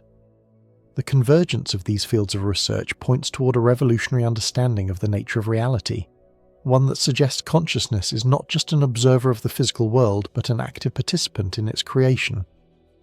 If this understanding is correct, then the portal technologies described in ancient texts and witnessed at ancient sites are not just possible, but inevitable, as consciousness evolves and develops the capacity to interface directly with the fundamental forces of reality. In a small town in Washington state, a man named Mel Waters discovered something that would challenge everything we think we know about the nature of reality. On his property in the Manastash Ridge, west of Ellensburg, there was a hole in the ground that looked like a well, but it wasn't a well. It was something far more mysterious, something that seemed to connect our world to places that shouldn't exist, according to our understanding of physics and geography. Mel had been using the hole as a trash dump, as had the previous owners of the property. Garbage, broken appliances, old tyres, everything went into the hole. It was convenient, practical, and seemed harmless enough. But after a while, Mel started to wonder, why doesn't it fill up? He had been throwing trash into the hole for months, yet it never seemed to get any fuller. The hole appeared to have an infinite capacity, swallowing everything that was thrown into it without ever reaching a bottom. And then he started to notice other strange things about the hole. His dogs, normally curious and fearless, wouldn't go near it. They would approach to within about 10 feet and then stop, whimpering and backing away as if they sensed something dangerous or unnatural about the opening. It caused his radio to pick up strange signals, broadcasts that seemed to come from different times and places, voices speaking in languages he didn't recognize, music that sounded like it was from another era entirely. Mel's curiosity became an obsession. He attached fishing line to weights and lowered them into the hole trying to find the bottom. The line went down 4,500 feet without hitting anything solid. He attached more line, then more. By the time he ran out of line, he was 80,000 feet down, over 15 miles, and still no bottom. The hole seemed to go on forever, descending into depths that shouldn't exist beneath the surface of the Earth. But the depth was just the beginning of the mystery. Animals avoided the hole completely. No wildlife, no insects, even birds flew around it rather than over it, as if they instinctively knew that something about the opening was wrong, dangerous, unnatural. When Mel brought a radio near the hole, it would pick up broadcasts from different times and places. One day, his radio started playing what he described as old-time music, and when he tried to change the channel, he tuned into a baseball game that had been played in 1967, 30 years earlier. The story became even stranger when one of Mel's neighbours threw his dead dog into the hole.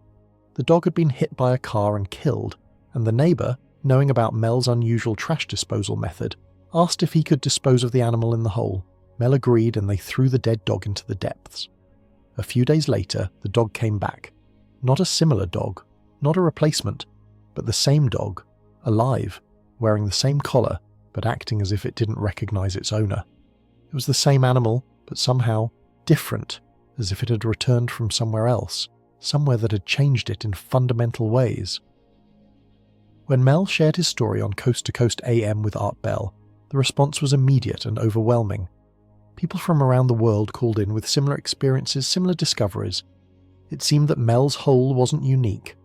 There were others scattered across the globe, holes and openings that seemed to connect our world to places beyond our understanding, places that operated according to different laws of physics, different principles of reality. The calls came from every continent, from people of all backgrounds and professions. A farmer in Australia reported a similar hole on his property that exhibited the same bottomless characteristics and strange effects on electronics. A rancher in Montana described an opening in his pasture that his cattle avoided that seemed to emit sounds and lights at certain times of the year. A researcher in Siberia reported discovering a hole in the permafrost that appeared to be artificially created, that exhibited properties that defied explanation. But the most remarkable part of Mel's story came later, when he was contacted by a Native American tribe in Nevada who told him about another hole, similar to his own but with even stranger properties. This second hole was warm to the touch, lined with metal that made no sound when struck. Metal that seemed to absorb sound rather than reflect it. When they lowered ice into this hole, it came back transformed, no longer cold, no longer wet, but burning like fire and continuing to burn for months without any apparent fuel source. The tribe told Mel that they had been guardians of this hole for generations, that it was a sacred site, a doorway between worlds. They spoke of beings that emerged from the hole, entities that they considered to be teachers and guides, beings of light who possessed knowledge of technologies and realities beyond human understanding. They described ceremonies and rituals that allowed communication with these beings, technologies for opening and closing the doorway at will. Mel's experience at the Nevada hole was transformative in ways that challenged everything he thought he knew about reality. When they lowered a sheep into the depths using a rope and pulley system, it came back dead but changed. The animal's body contained within it a creature that seemed to be part seal, part human, with eyes that held intelligence and awareness. The creature studied the men for hours, communicating through telepathy rather than sound, sharing images and information about realities that existed beyond the physical world. When the communication was complete, the creature jumped back into the hole, returning to whatever realm it had come from. Most remarkably, Mel, who had been diagnosed with terminal cancer before his encounter with the Nevada hole, found himself completely cured after his experience. The cancer was gone, vanished without a trace, as if his contact with whatever existed beyond the doorway had healed him in ways that conventional medicine couldn't explain. Medical tests confirmed that the cancer had disappeared completely, with no sign of the disease remaining in his body. Mel's story might seem like an isolated incident, a single anomalous event with no broader significance. But it's not. Similar reports come from locations around the world, accounts of openings and passages that seem to connect our reality to others that exist parallel to our own, places where the normal rules of physics don't apply, where time and space behave according to different principles. In the Superstition Mountains of Arizona, hikers report discovering caves and passages that seem to lead to underground cities, vast chambers filled with technology that appears to be both ancient and impossibly advanced. The passages are guarded by beings that are described as tall, pale, and distinctly non-human, entities that seem to exist in a state between physical and non-physical reality. Those who encounter these beings report being given information about the nature of reality, about humanity's place in a larger cosmic community, about technologies that could transform our world if we were ready to receive them. The underground cities are described as vast networks of chambers and tunnels that extend for miles beneath the desert, illuminated by a soft, sourceless light that seems to emanate from the walls themselves. The architecture is unlike anything found on the surface, with curved walls and flowing lines that seem to have been grown rather than built. The technology found in these chambers appears to be based on principles that we don't understand, devices that respond to thought rather than physical manipulation, systems that seem to operate through consciousness rather than mechanics. In the Himalayas, mountaineers report encounters with beings that emerge from caves and passages high in the mountains, entities that seem to exist in a state between physical and non-physical reality. These beings are described as teachers and guides, offering wisdom and knowledge to those who are ready to receive it. The passages they emerge from are said to lead to Shambhala, the legendary kingdom that exists in a dimension parallel to our own, a place where advanced beings maintain technologies and knowledge that could transform human civilization. The encounters in the Himalayas follow consistent patterns across different expeditions and different time periods. The beings appear at specific locations, usually near ancient monasteries or sacred sites, and they seem to be able to materialize and dematerialize at will. They communicate telepathically, sharing information about the nature of consciousness, the structure of reality, and humanity's potential for development. They speak of technologies that operate through consciousness rather than mechanics, of realities that exist beyond the physical world, of a cosmic community that spans dimensions and galaxies. In the Amazon rainforest, indigenous shamans speak of ayahuasqueros, plant spirits that can open doorways to other dimensions of reality. Under the influence of ayahuasca and other plant medicines, participants report traveling to realms that are as real and detailed as our physical world, but which operate according to different laws and principles. They encounter beings that they describe as teachers, healers, and guides, entities that offer knowledge and wisdom that can't be obtained through ordinary means. The ayahuasca experiences are not just drug-induced hallucinations or psychological phenomena. Brain imaging studies of people under the influence of ayahuasca show patterns of neural activity that are associated with enhanced cognitive function, expanded awareness, and access to information that isn't available through normal sensory channels. The experiences are consistent across different individuals and cultures, suggesting that they represent genuine contact with non-ordinary realities. Dr. Rick Strassman, a psychiatrist who has conducted extensive research into the effects of DMT, dimethyltryptamine, on human consciousness, has documented experiences that are remarkably similar to those reported at ancient portal sites and modern, anomalous locations. DMT, often called the spirit molecule, is a naturally occurring compound that is produced in small amounts by the human brain and which can induce profound alterations in consciousness when administered in larger doses. Strassman's research participants report traveling to other dimensions, encountering intelligent beings, receiving information and knowledge that seems to come from sources beyond ordinary reality. The experiences are consistent across different individuals, suggesting that they represent genuine contact with non-ordinary realms of existence rather than random hallucinations or psychological projections. What's particularly interesting is that the brain naturally produces DMT, particularly in the pineal gland, often called the third eye in mystical traditions. The pineal gland is sensitive to light and electromagnetic fields, and it plays a crucial role in regulating consciousness and awareness. It's possible that the ancient sites, with their sophisticated acoustic and electromagnetic properties, are designed to stimulate the pineal gland, to trigger the natural production of DMT and facilitate access to non-ordinary states of consciousness. But perhaps the most significant modern encounters with portal phenomena come from the military and intelligence communities. For decades, governments around the world have been quietly investigating reports of unidentified aerial phenomena, objects that seem to appear and disappear at will, that travel at impossible speeds, that seem to ignore the laws of physics as we understand them. The recently released Pentagon videos show objects that accelerate from 0 to thousands of miles per hour instantaneously, that make right-angle turns at high speed, that disappear from one location and reappear in another without crossing the intervening space. These aren't just advanced aircraft using unknown propulsion systems, they're displaying behaviour that suggests they're using portal technology, appearing and disappearing through doorways in space-time itself. Commander David Fravor, a former Navy pilot who encountered one of these objects during a training exercise off the coast of California, describes an object that seemed to defy every law of physics he understood. The object, which he described as a tic-tac due to its shape, moved in ways that should have been impossible, accelerating and changing direction without any visible means of propulsion, disappearing from one location and reappearing miles away in a matter of seconds. Fravor's encounter was witnessed by multiple pilots and recorded on multiple sensor systems, providing objective evidence of the object's anomalous behaviour.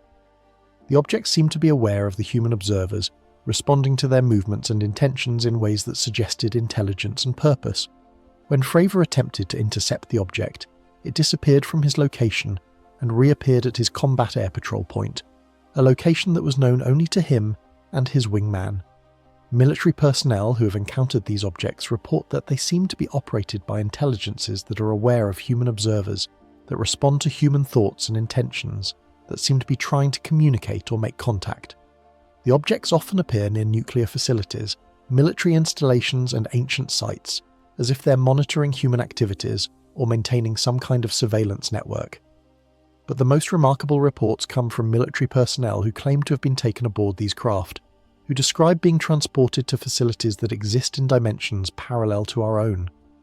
These individuals report encountering beings that are recognizably intelligent but distinctly non-human, entities that claim to be teachers and guides, that offer information about humanity's place in a larger cosmic community. The consistency of these reports across different individuals, different time periods, and different cultures is remarkable. The beings are described in similar terms, the technologies are described using similar language, the information provided is consistent and coherent. These aren't random hallucinations or psychological phenomena. They represent genuine contact with intelligences that exist beyond our ordinary reality. Beings that possess technologies that allow them to travel between dimensions, to appear and disappear at will, to manipulate space and time in ways that we're only beginning to understand. The implications are staggering. If these reports are accurate, if portal technology is real and in use, then our understanding of reality is fundamentally incomplete. We're not alone in the universe. We never have been alone. We're part of a larger community of intelligent beings, and some of these beings have been trying to make contact with us, to share knowledge and wisdom that could transform our world. But this contact operates according to principles that we don't fully understand. The beings seem to respect human free will, to avoid direct intervention in human affairs. They make themselves available to those who are ready for contact, but they don't force themselves on anyone. The portal technologies are there, functional and available, but they require a certain level of consciousness to access and use. This explains why the modern encounters often involve individuals who are already exploring expanded states of consciousness, who are open to possibilities beyond the ordinary, who have developed the awareness necessary to perceive and interact with non-ordinary realities. The portals respond to consciousness, to intention, to spiritual development. They can't be accessed through force or manipulation. They require understanding, respect, and alignment with higher principles. The modern encounters suggest that we're approaching a threshold, a point where human consciousness is developing to the level where widespread contact becomes possible. The beings seem to be preparing for this transition, making themselves more visible, more accessible, more willing to share their knowledge and wisdom with those who are ready to receive it. In the deepest chambers of the Great Pyramid, in the stone circles of ancient Britain, in the sacred caves of the Himalayas, something extraordinary happens to human consciousness. Visitors to these sites report experiences that transcend ordinary awareness, encounters with realities that exist beyond the physical world, contact with intelligences that seem to operate according to principles we don't fully understand. These aren't just subjective experiences or psychological phenomena. They're measurable, documentable events that suggest a fundamental connection between consciousness and the portal technologies of the ancient world. The sites seem to be designed specifically to induce altered states of awareness, to facilitate contact between human consciousness and something far greater than our ordinary understanding of reality. But to understand how this works, we need to examine what consciousness actually is, how it relates to the physical brain, and whether it has capabilities that extend beyond what conventional science considers possible. Dr. Eben Alexander, a neurosurgeon who experienced a profound near-death experience during a coma caused by bacterial meningitis, provides a unique scientific perspective on the nature of consciousness and its relationship to non-physical realities. His experience, documented in his book Proof of Heaven, occurred while his neocortex, the part of the brain responsible for higher cognitive functions, was completely shut down by the infection. According to conventional neuroscience, consciousness should have been impossible under these conditions. The neocortex is considered to be the seat of human awareness, the part of the brain that generates thoughts, memories, and conscious experience. When it's not functioning, consciousness should cease to exist. Yet Alexander experienced the most vivid, detailed, and coherent awareness of his life, traveling through realms that were more real and substantial than ordinary physical reality. Alexander's experience began in what he describes as a dark, muddy realm filled with grotesque creatures and unpleasant sensations. But then he was rescued by a being of light, who took him to higher realms of existence, places of indescribable beauty and love where he received information about the nature of reality, the purpose of existence, and humanity's place in a larger cosmic order. The being communicated with him telepathically, sharing knowledge that was far beyond anything he had learned in his medical training. What's particularly significant about Alexander's experience is that it occurred in the context of a medical emergency, under controlled conditions, with continuous monitoring of his brain activity. The experience can't be dismissed as hallucination or psychological phenomenon. It represents genuine evidence that consciousness can exist and operate independently of the physical brain, that awareness can access realities that exist beyond the material world. This understanding of consciousness as something more than just brain activity is crucial to understanding how the ancient portal sites work. If consciousness is indeed independent of the physical brain, if awareness can exist and operate in non-physical realms, then technologies that affect consciousness might also affect the nature of reality itself. The ancient sites seem to be designed with this understanding in mind. The acoustic properties, the electromagnetic effects, the geometric proportions, all seem calculated to induce specific states of consciousness to facilitate the expansion of awareness beyond the limitations of ordinary perception. But how exactly do these effects work? What is it about these sites that allows them to influence consciousness in such profound ways? Dr. Rick Strassman's research into the effects of DMT, dimethyltryptamine, on human consciousness provides important clues. DMT, often called the spirit molecule, is a naturally occurring compound that is produced in small amounts by the human brain and which can induce profound alterations in consciousness when administered in larger doses. Strassman's research participants report travelling to other dimensions, encountering intelligent beings, receiving information and knowledge that seems to come from sources beyond ordinary reality. The experiences are consistent across different individuals, suggesting that they represent genuine contact with non-ordinary realms of existence, rather than random hallucinations or psychological projections. Brain imaging studies show that DMT doesn't just alter brain chemistry, it seems to allow consciousness to access information and realities that aren't available through normal sensory channels. What's particularly interesting is that the brain naturally produces DMT, particularly in the pineal gland, often called the third eye in mystical traditions. The pineal gland is sensitive to light and electromagnetic fields, and it plays a crucial role in regulating consciousness and awareness. It's possible that the ancient sites, with their sophisticated acoustic and electromagnetic properties, are designed to stimulate the pineal gland, to trigger the natural production of DMT and facilitate access to non-ordinary states of consciousness. This would explain why the sites have such profound effects on visitors, why they induce experiences of contact with non-human intelligences, why they seem to open doorways to other dimensions of reality. Their consciousness enhancement technologies, designed to activate the natural portal accessing abilities of human awareness. But the connection between consciousness and portal phenomena goes even deeper than the production of psychoactive compounds in the brain. Recent research in quantum mechanics has revealed that consciousness might play a fundamental role in the nature of reality itself.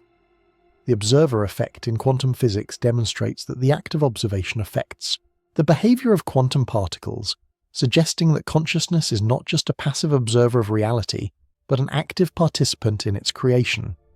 Dr. Amit Goswami, a quantum physicist and consciousness researcher, has proposed that consciousness is the fundamental ground of being, that physical reality emerges from consciousness rather than consciousness emerging from physical processes. His interpretation of quantum mechanics suggests that consciousness creates reality through the act of observation, that awareness literally brings the physical world into existence. If this interpretation is correct, then consciousness might have the ability to create and manipulate physical structures, including the space-time distortions that would be necessary for portal technology. Focused consciousness, operating under the right conditions, might be able to create doorways in space-time, passages that connect distant locations or different dimensions of reality. This is exactly what the ancient texts describe. The Vedic literature speaks of consciousness as the fundamental reality, with the physical world being a projection or manifestation of awareness. The texts describe advanced beings who could manipulate reality through consciousness alone, who could create vehicles and technologies that operated according to mental, rather than mechanical principles. The Vedas describe vimanas, flying vehicles that could travel not just through physical space but between different planes of existence. The texts provide detailed descriptions of how these vehicles operated, including references to what sound remarkably like consciousness-based propulsion systems. The pilots of these vehicles were required to undergo extensive training in consciousness development, learning to focus and direct their awareness in ways that would allow them to operate the craft. The Egyptian texts describe similar concepts, speaking of consciousness as the creative force that brings reality into existence. The pharaohs were trained in consciousness technologies, methods for expanding awareness and accessing the creative powers of the mind. The pyramids and other ancient structures were designed to facilitate these consciousness technologies, to provide the optimal conditions for awareness to interface with the fundamental forces of reality. The Egyptian concept of the ka, often translated as the soul or life force, was understood to be a form of consciousness that could exist independently of the physical body and which had the power to influence physical reality. The pharaohs were trained to develop their ka, to expand their consciousness to the point where they could travel between worlds, communicate with the gods, and access knowledge and power that existed beyond the physical realm. The Tibetan Buddhist tradition preserves detailed instructions for consciousness-based technologies, including methods for traveling between different realms of existence, for communicating with non-physical beings, for accessing information and knowledge that exist beyond ordinary reality. These traditions speak of consciousness as having unlimited potential, capable of transcending all limitations of space, time, and physical form. The Tibetan practice of phowa, or consciousness transference, involves training the practitioner to eject their consciousness from the physical body and direct it to specific locations or realms of existence. Advanced practitioners are said to be able to travel to other worlds, to communicate with beings in different dimensions, to access knowledge and wisdom that exists beyond the physical plane. Modern research is beginning to validate these ancient understandings of consciousness and its capabilities. Studies of meditation and altered states of consciousness have revealed that focused awareness can indeed affect physical reality in measurable ways. Meditators can influence the behavior of quantum systems, affect the growth of plants, even influence the healing of physical ailments through intention alone. Dr. Dean Radin's experiments with quantum random number generators have demonstrated that human consciousness can bias quantum events, causing them to produce non-random patterns that correlate with the intentions of the observers. The effect is subtle, but statistically significant, and it has been replicated in laboratories around the world. Dr. Lynn McTaggart's research into the intention experiment has shown that focused group consciousness can affect physical systems at a distance, influencing everything from the growth of plants to the behavior of electronic devices. Her experiment suggests that consciousness operates according to quantum, rather than classical principles, that awareness can access and influence the quantum field that underlies all physical reality. The implications for portal technology are profound. If consciousness can affect physical reality, if focused awareness can manipulate quantum systems, then it's possible that consciousness could create the space-time distortions necessary for portal effects. The ancient sites, with their consciousness enhancement properties, might be technologies for amplifying human awareness to the point where it can create and operate portal systems. This interpretation explains many of the mysteries surrounding the ancient sites, why they respond to human presence, why they seem to be activated by intention and spiritual development, why they induce experiences of contact with non-human intelligences. Their consciousness-operated technologies, devices that use human awareness as both the power source and the control mechanism. But operating these technologies requires more than just ordinary consciousness. It requires expanded awareness, developed spiritual faculties, alignment with higher principles and purposes. The ancient traditions speak of extensive training and preparation required to access these technologies safely and effectively. The Egyptian mystery schools, the Tibetan monasteries, the Hindu ashrams, all were institutions dedicated to the development of consciousness, to training individuals in the use of awareness-based technologies. The initiates underwent years of preparation, learning to focus and direct their consciousness, to expand their awareness beyond the limitations of ordinary perception, to align themselves with higher principles and purposes. The training involved not just mental exercises, but physical, emotional, and spiritual development. The initiates learned to purify their bodies, to balance their emotions, to develop their intuitive faculties, to align themselves with cosmic forces and principles. Only after years of preparation were they considered ready to access the portal technologies, to use consciousness-based systems that could transport them between worlds.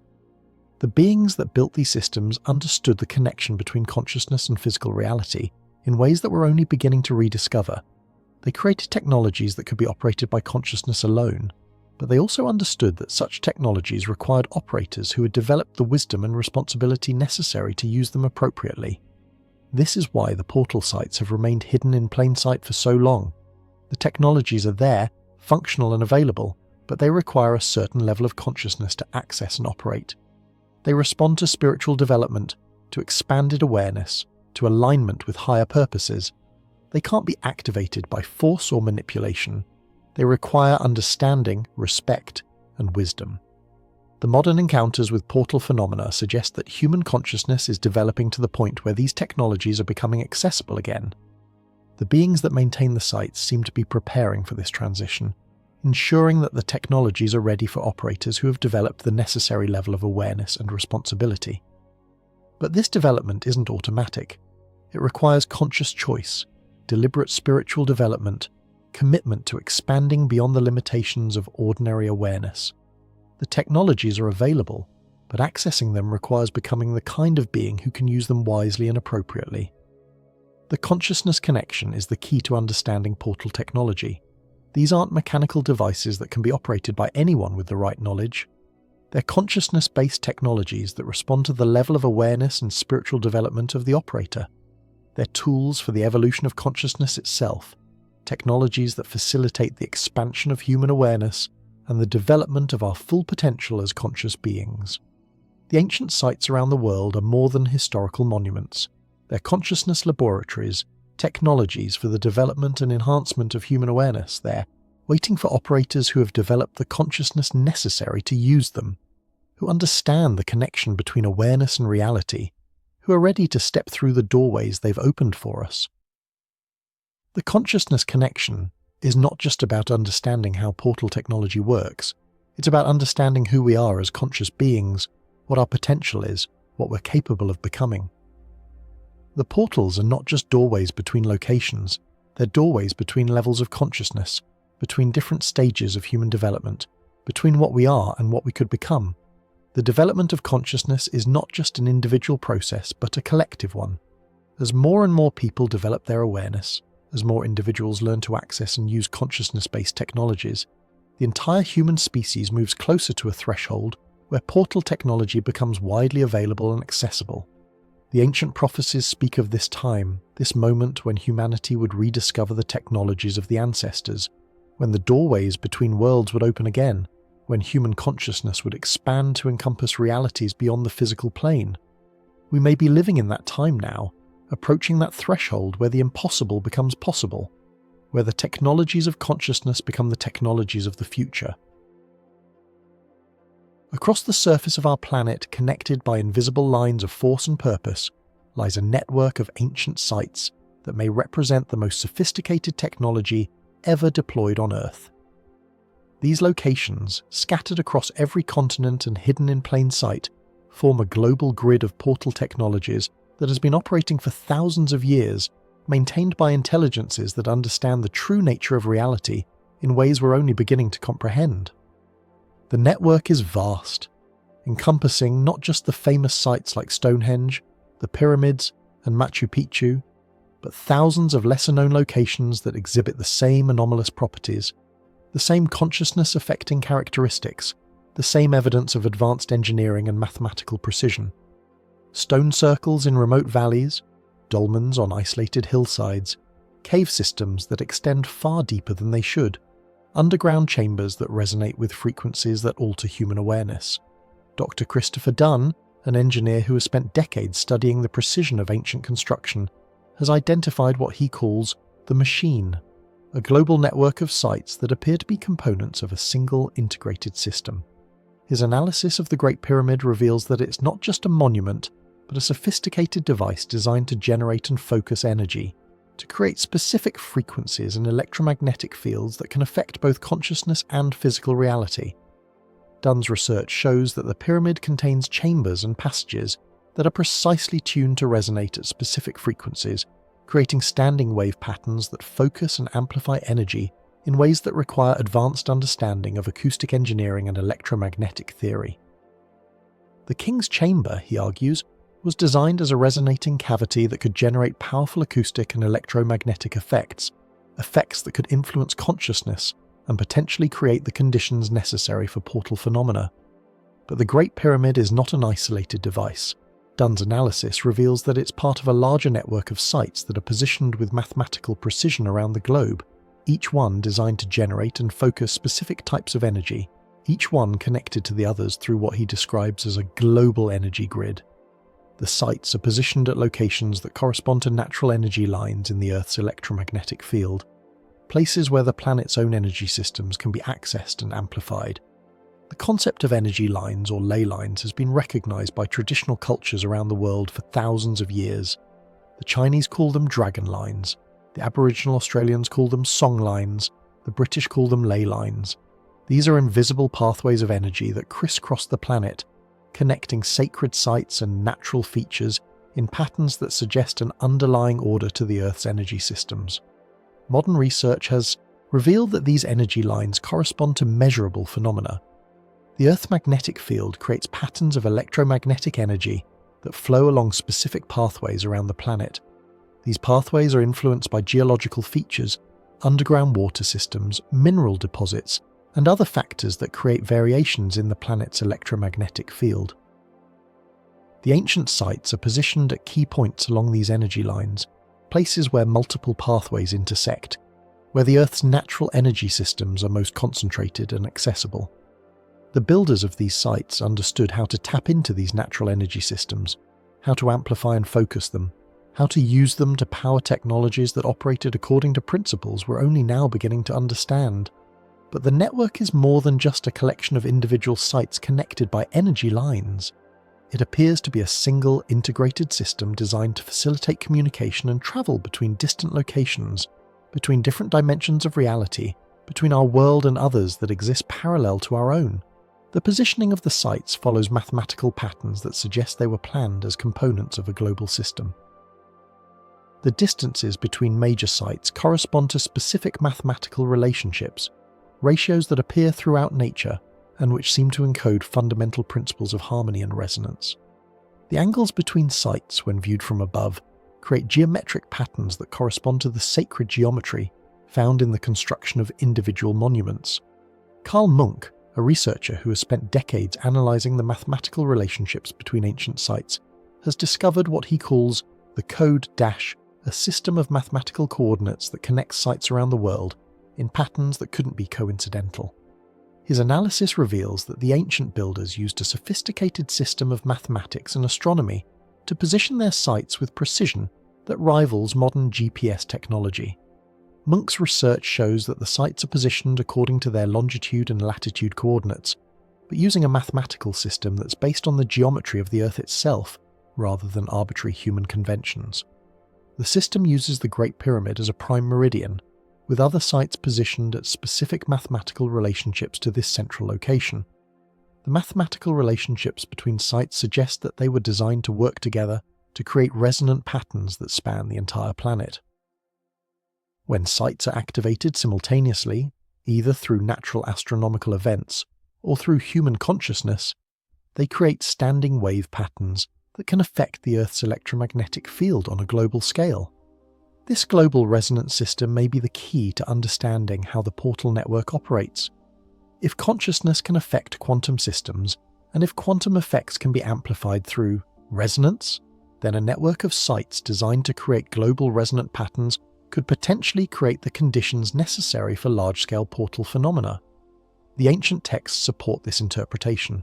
The Sumerian tablets describe a global network of facilities established by the Anunnaki, installations that were connected by what they called the roads of the gods. These pathways allowed instantaneous travel between distant locations, communication across vast distances, and coordination of activities on a planetary scale.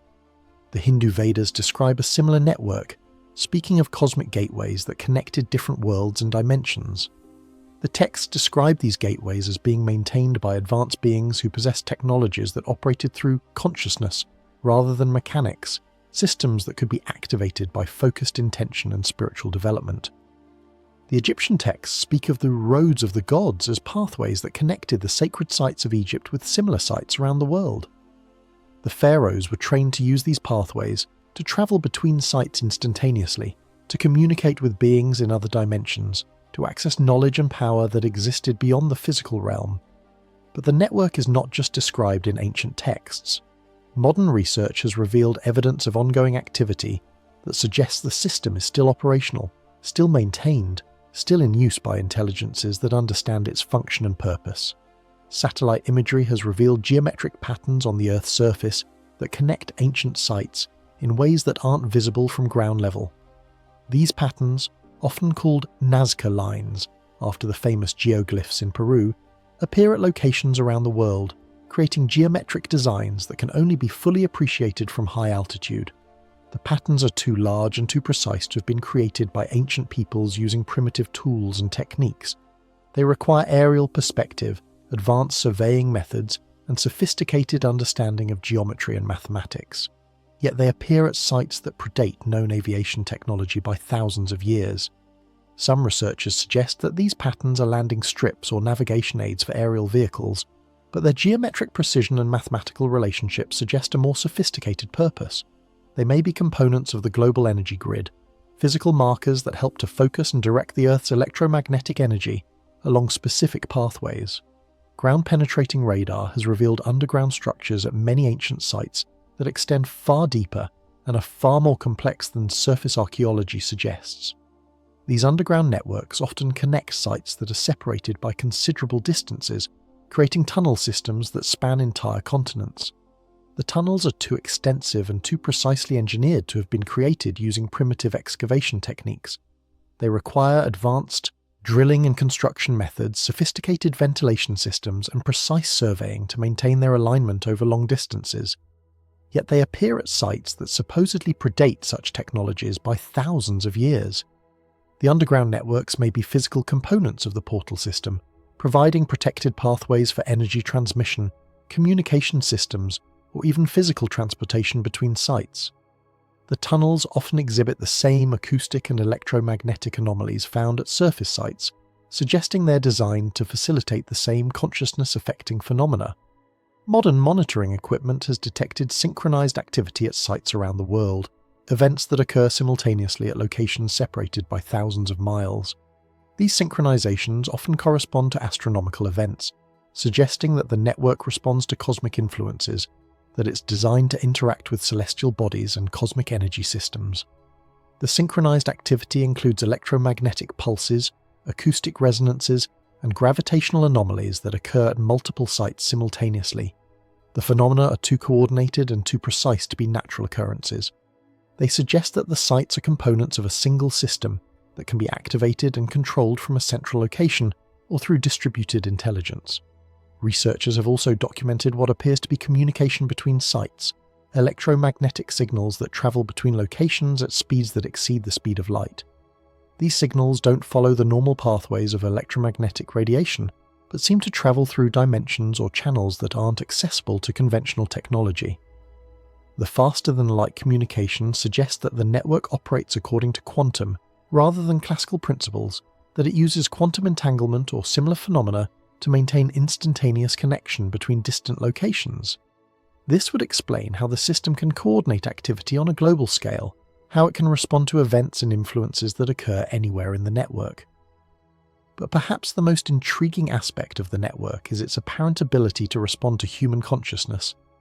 Sites around the world show increased activity when they are visited by individuals who possess developed spiritual faculties, who understand the nature of consciousness and its relationship to physical reality.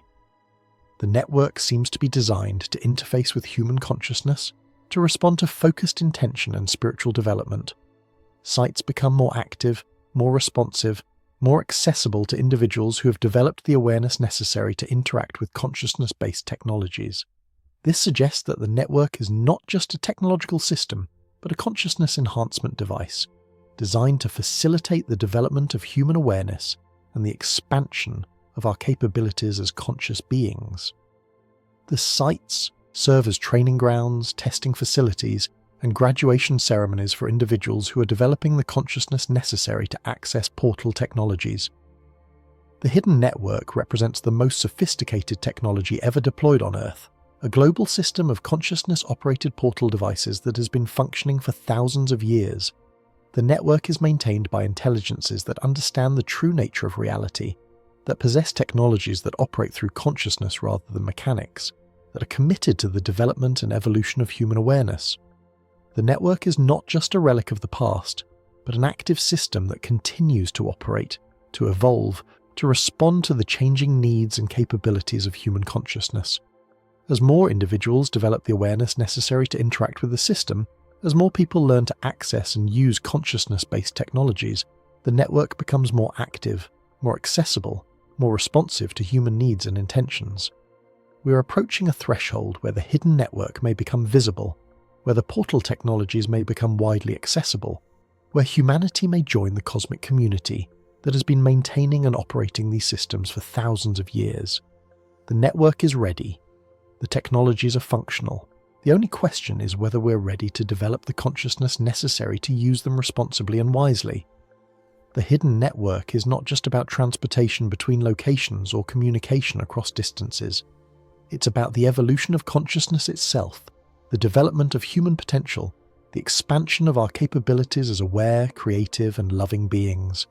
The network is a gift from our ancestors, a legacy from advanced civilizations, a bridge to a future where the impossible becomes possible, and the limitations of physical reality no longer constrain the infinite potential of consciousness. In the shadows of history, in the spaces between official records and acknowledged reality, there exists a lineage of individuals who have maintained knowledge of the portal technologies for thousands of years. These guardians, keepers of ancient wisdom and protectors of sacred sites, have preserved the understanding necessary to operate consciousness-based technologies through the darkest periods of human history, ensuring that the knowledge would survive until humanity was ready to reclaim its birthright as a spacefaring interdimensional civilization. The Guardians are not a single organization or secret society, but rather a network of individuals and groups who have been chosen, trained, and initiated into the mysteries of portal technology across different cultures and time periods. They include indigenous shamans who maintain the oral traditions of their ancestors, Tibetan monks who preserve ancient consciousness technologies in remote monasteries, Egyptian priests who guard the secrets of the pyramids, and modern researchers who have rediscovered the principles of consciousness-based physics. The selection of guardians follows patterns that suggest a deeper intelligence at work, a guiding force that ensures the right individuals are placed in the right positions at the right times to preserve and protect the ancient knowledge. These individuals often report being contacted by non-human intelligences, beings of light who provide guidance, instruction, and initiation into the mysteries of portal technology. Dr. Stephen Greer, a researcher who has spent decades documenting contact between humans and non-human intelligences, describes encounters with beings who identify themselves as the original builders and maintainers of the portal network. These beings, he reports, are actively recruiting and training human guardians, individuals who will serve as bridges between human civilization and the cosmic community that spans the galaxy. The beings describe themselves as teachers and guides who have been working with humanity for thousands of years, helping to develop human consciousness and prepare our species for membership in a larger community of intelligent beings. They speak of the portal network as a gift to humanity, a technology that will allow us to transcend the limitations of physical reality and join the cosmic civilization that exists beyond our current perception. But the beings also emphasize that the technology comes with responsibility. Portal systems can be used for beneficial purposes to facilitate communication, transportation, and consciousness development, but they can also be misused, employed for control, manipulation, and destruction. The Guardians are chosen and trained to ensure that the technology is used wisely, that it serves the highest good of all beings, that it contributes to the evolution of consciousness rather than its degradation. The training of Guardians involves multiple levels of initiation, each one designed to test and develop specific aspects of consciousness and character. The first level involves the development of basic psychic abilities, the capacity to perceive and interact with non-physical realities. Candidates learn to quiet their minds, to expand their awareness beyond the limitations of ordinary perception, to sense the subtle energies that permeate all existence. The second level involves the development of healing abilities, the capacity to channel and direct energy for the benefit of others. Guardians learn to work with the life force that animates all beings, to remove blockages and imbalances that prevent the free flow of consciousness, to facilitate the healing and transformation of individuals and communities. The third level involves the development of communication abilities, the capacity to interact with non-human intelligences, and to serve as translators between different forms of consciousness. Guardians learn to communicate telepathically, to receive and transmit information across vast distances, to serve as bridges between human and non-human awareness. The fourth level involves the development of technological abilities, the capacity to operate consciousness-based devices and systems. Guardians learn to interface with portal technologies, to activate and control systems that respond to intention rather than mechanical manipulation, to serve as operators of technologies that transcend current human understanding. The highest level involves the development of teaching abilities, the capacity to initiate others into the mysteries, and to ensure the continuation of the Guardian lineage. Master Guardians learn to recognize and select candidates for training, to design and implement initiation processes, to preserve and transmit the ancient knowledge to future generations. The Guardian lineages exist within many different cultural and religious traditions, often hidden within exoteric teachings and practices that serve as covers for deeper esoteric knowledge. The Egyptian mystery schools, the Tibetan Buddhist monasteries, the Hindu ashrams, the Native American medicine societies, the Celtic Druid circles, all contain Guardian lineages that preserve specific aspects of portal technology and consciousness development. The Egyptian Guardians, known as the Shemsu Hor or followers of Horus, maintain knowledge of the pyramid technologies and the stellar gateways that connect Earth to other star systems. They preserve the understanding of how consciousness can be used to activate the pyramid systems, how the chambers and passages can be used to facilitate travel between dimensions, how the stellar alignments can be used to navigate between worlds. The Tibetan Guardians, known as the Rigden or Dharma Kings, maintain knowledge of the consciousness technologies described in the ancient tantras and preserved in the hidden valleys of the Himalayas.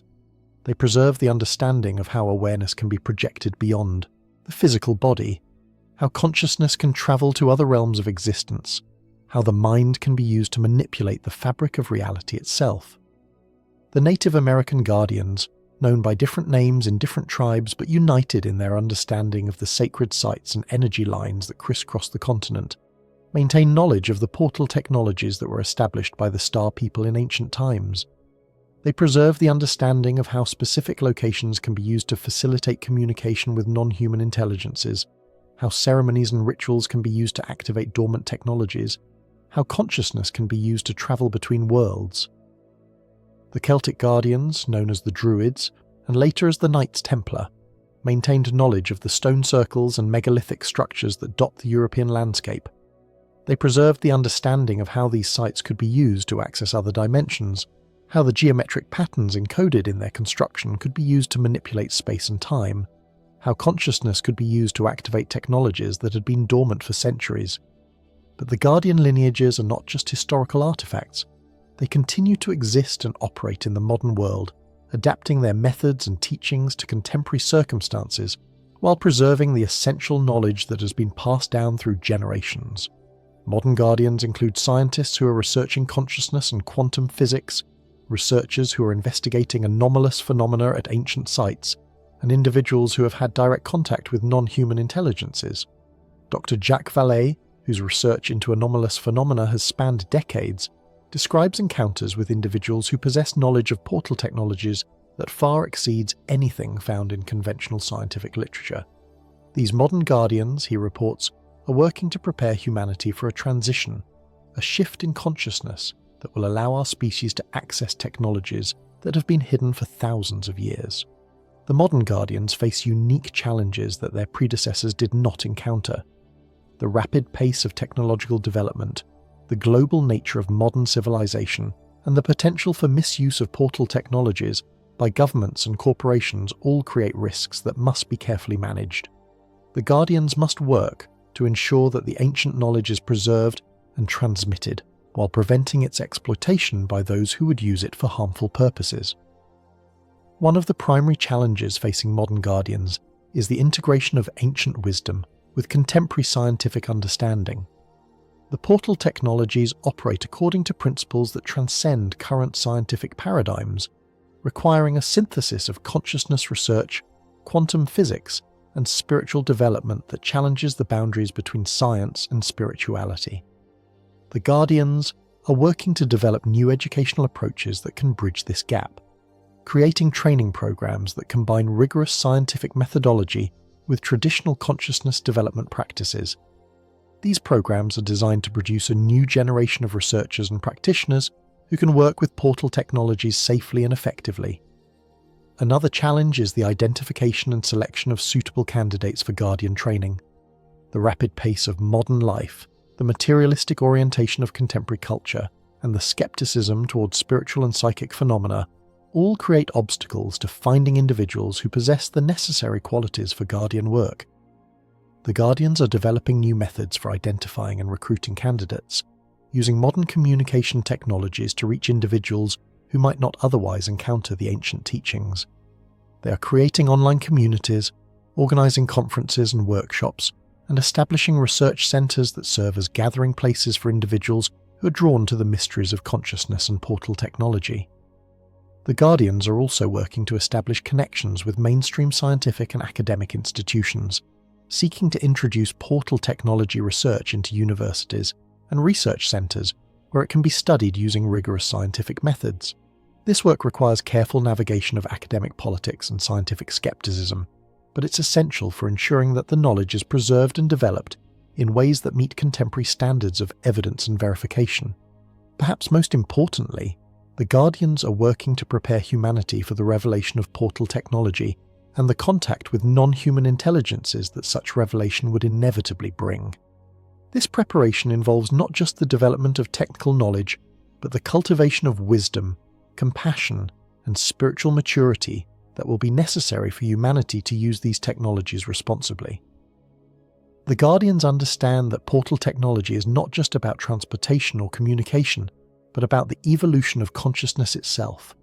The technologies serve as catalysts for human development, tools that can accelerate the expansion of awareness and the development of psychic and spiritual abilities. But they can also be dangerous if used by individuals who lack the wisdom and maturity to handle such power responsibly. The Guardian lineages represent a bridge between the ancient past and the infinite future, between the technologies of consciousness that were known to our ancestors and the cosmic civilization that awaits humanity's participation. They are the keepers of humanity's greatest secret and its greatest hope, the preservers of knowledge that could transform our world and our understanding of what it means to be human. The Guardians are not seeking to control or monopolize portal technology, but to ensure that it's developed and used in ways that serve the highest good of all beings. They understand that the technology belongs to humanity as a whole, that it's part of our birthright as conscious beings, and that it will eventually become widely available as human consciousness develops and expands. But they also understand that the transition must be managed carefully, that the revelation of portal technology must be accompanied by the development of wisdom and responsibility, that humanity must be prepared for the profound changes that such technology would bring to our civilization. The Guardians of the Gateways are preparing for this transition, working behind the scenes to ensure that humanity is ready for the revelation of portal technology and the contact with cosmic civilization that such revelation would bring. They are the bridge between worlds, the keepers of ancient wisdom, and the guides who will help humanity step through the doorways that have been waiting for us for thousands of years. The time of revelation approaches. The Guardians are ready. The question is whether humanity is ready to receive the knowledge they have preserved, to accept the responsibility that comes with portal technology, and to take its place in the cosmic community that spans the stars. We stand at a threshold unlike any in human history.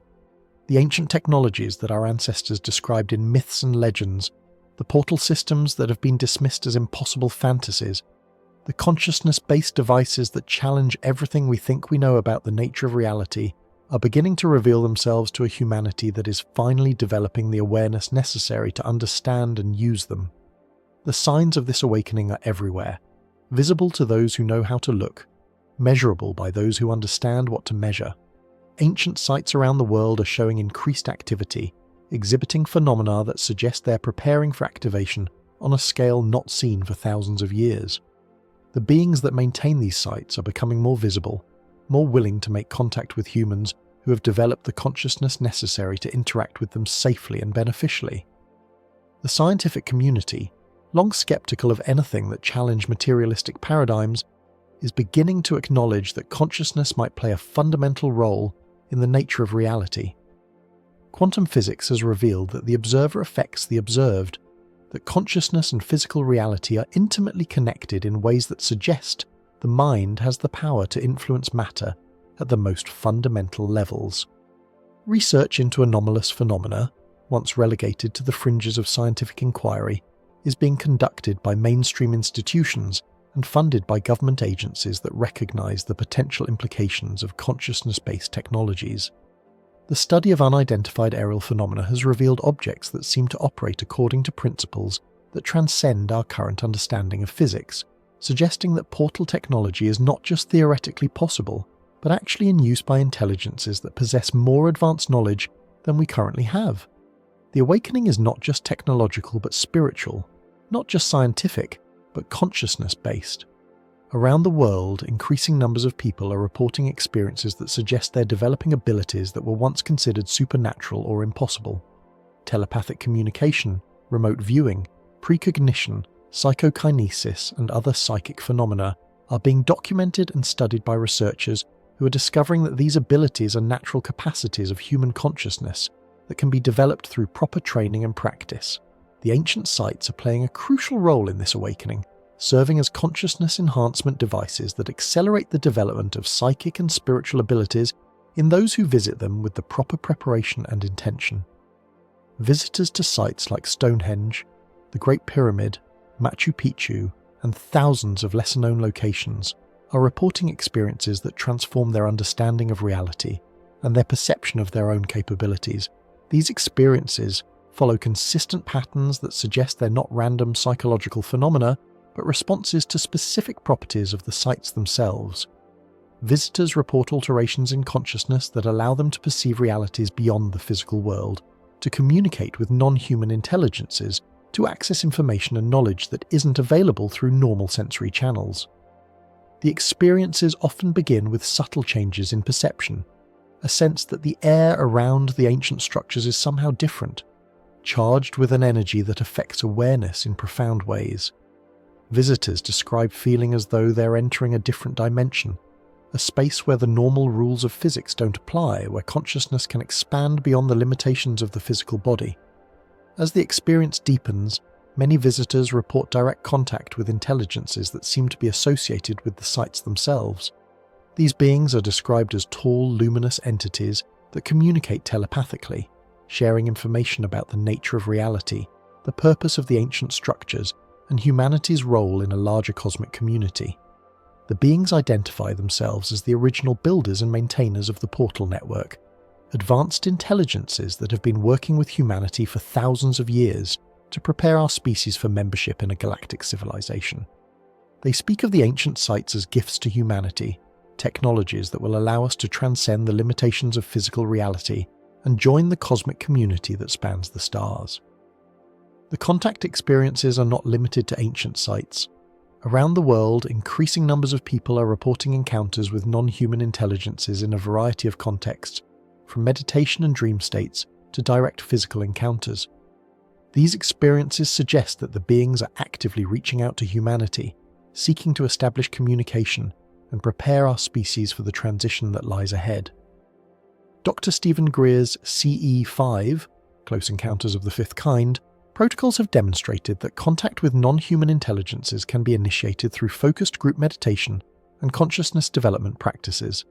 His teams have documented hundreds of contact events, including the appearance of craft that respond to human consciousness, the manifestation of beings that communicate telepathically, and the transmission of information about advanced technologies and cosmic civilization. The contact experiences reveal that the beings are not just visitors from other planets, but representatives of a cosmic community that spans dimensions and realities. They speak of a universe teeming with intelligent life, of civilizations that have transcended the limitations of physical existence, of technologies that operate through consciousness rather than mechanics.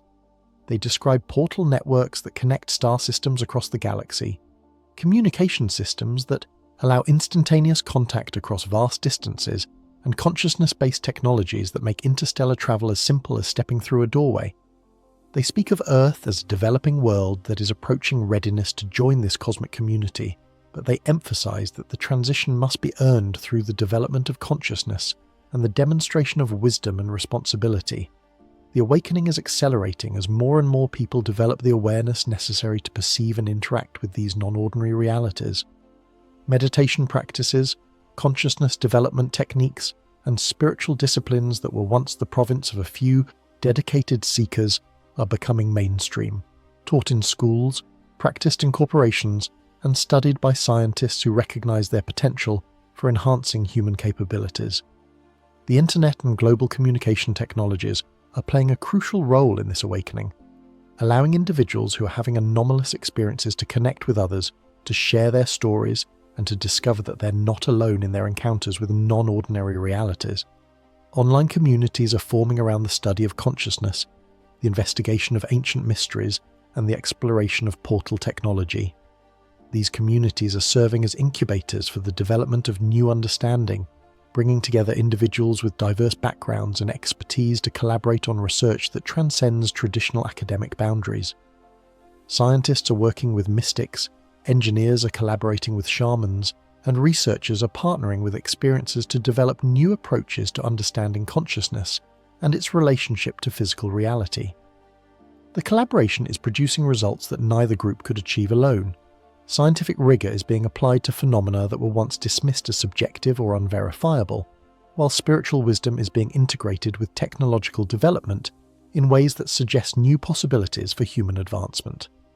Government agencies around the world are beginning to acknowledge the reality of anomalous phenomena and the potential implications of consciousness-based technologies.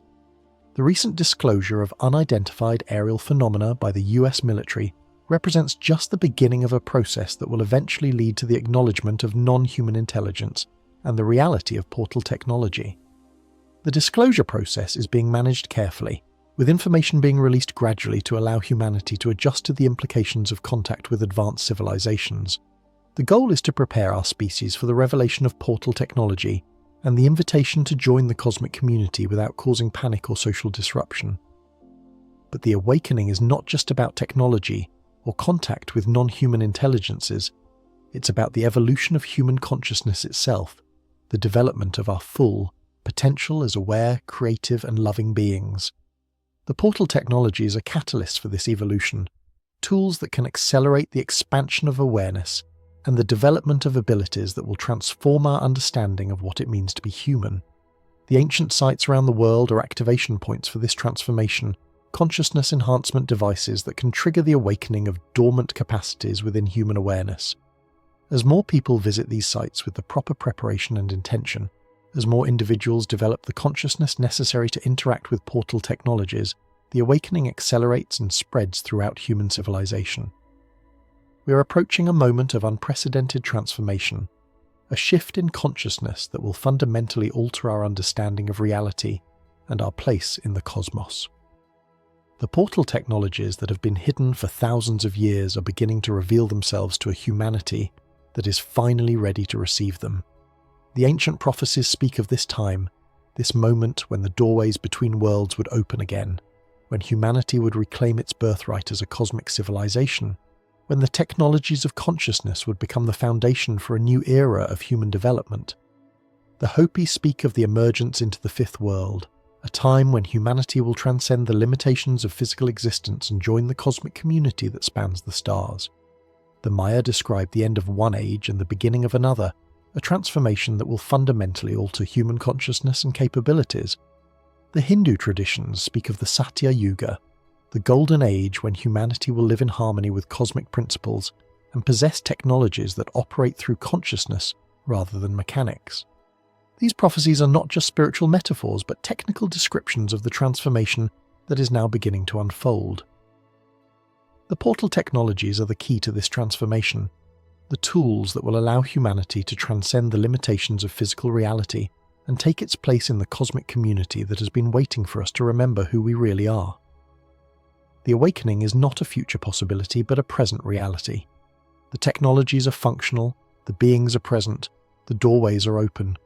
The only question is whether we have the courage and wisdom to step through them, to embrace the transformation that awaits us, to become the cosmic beings we were always meant to be.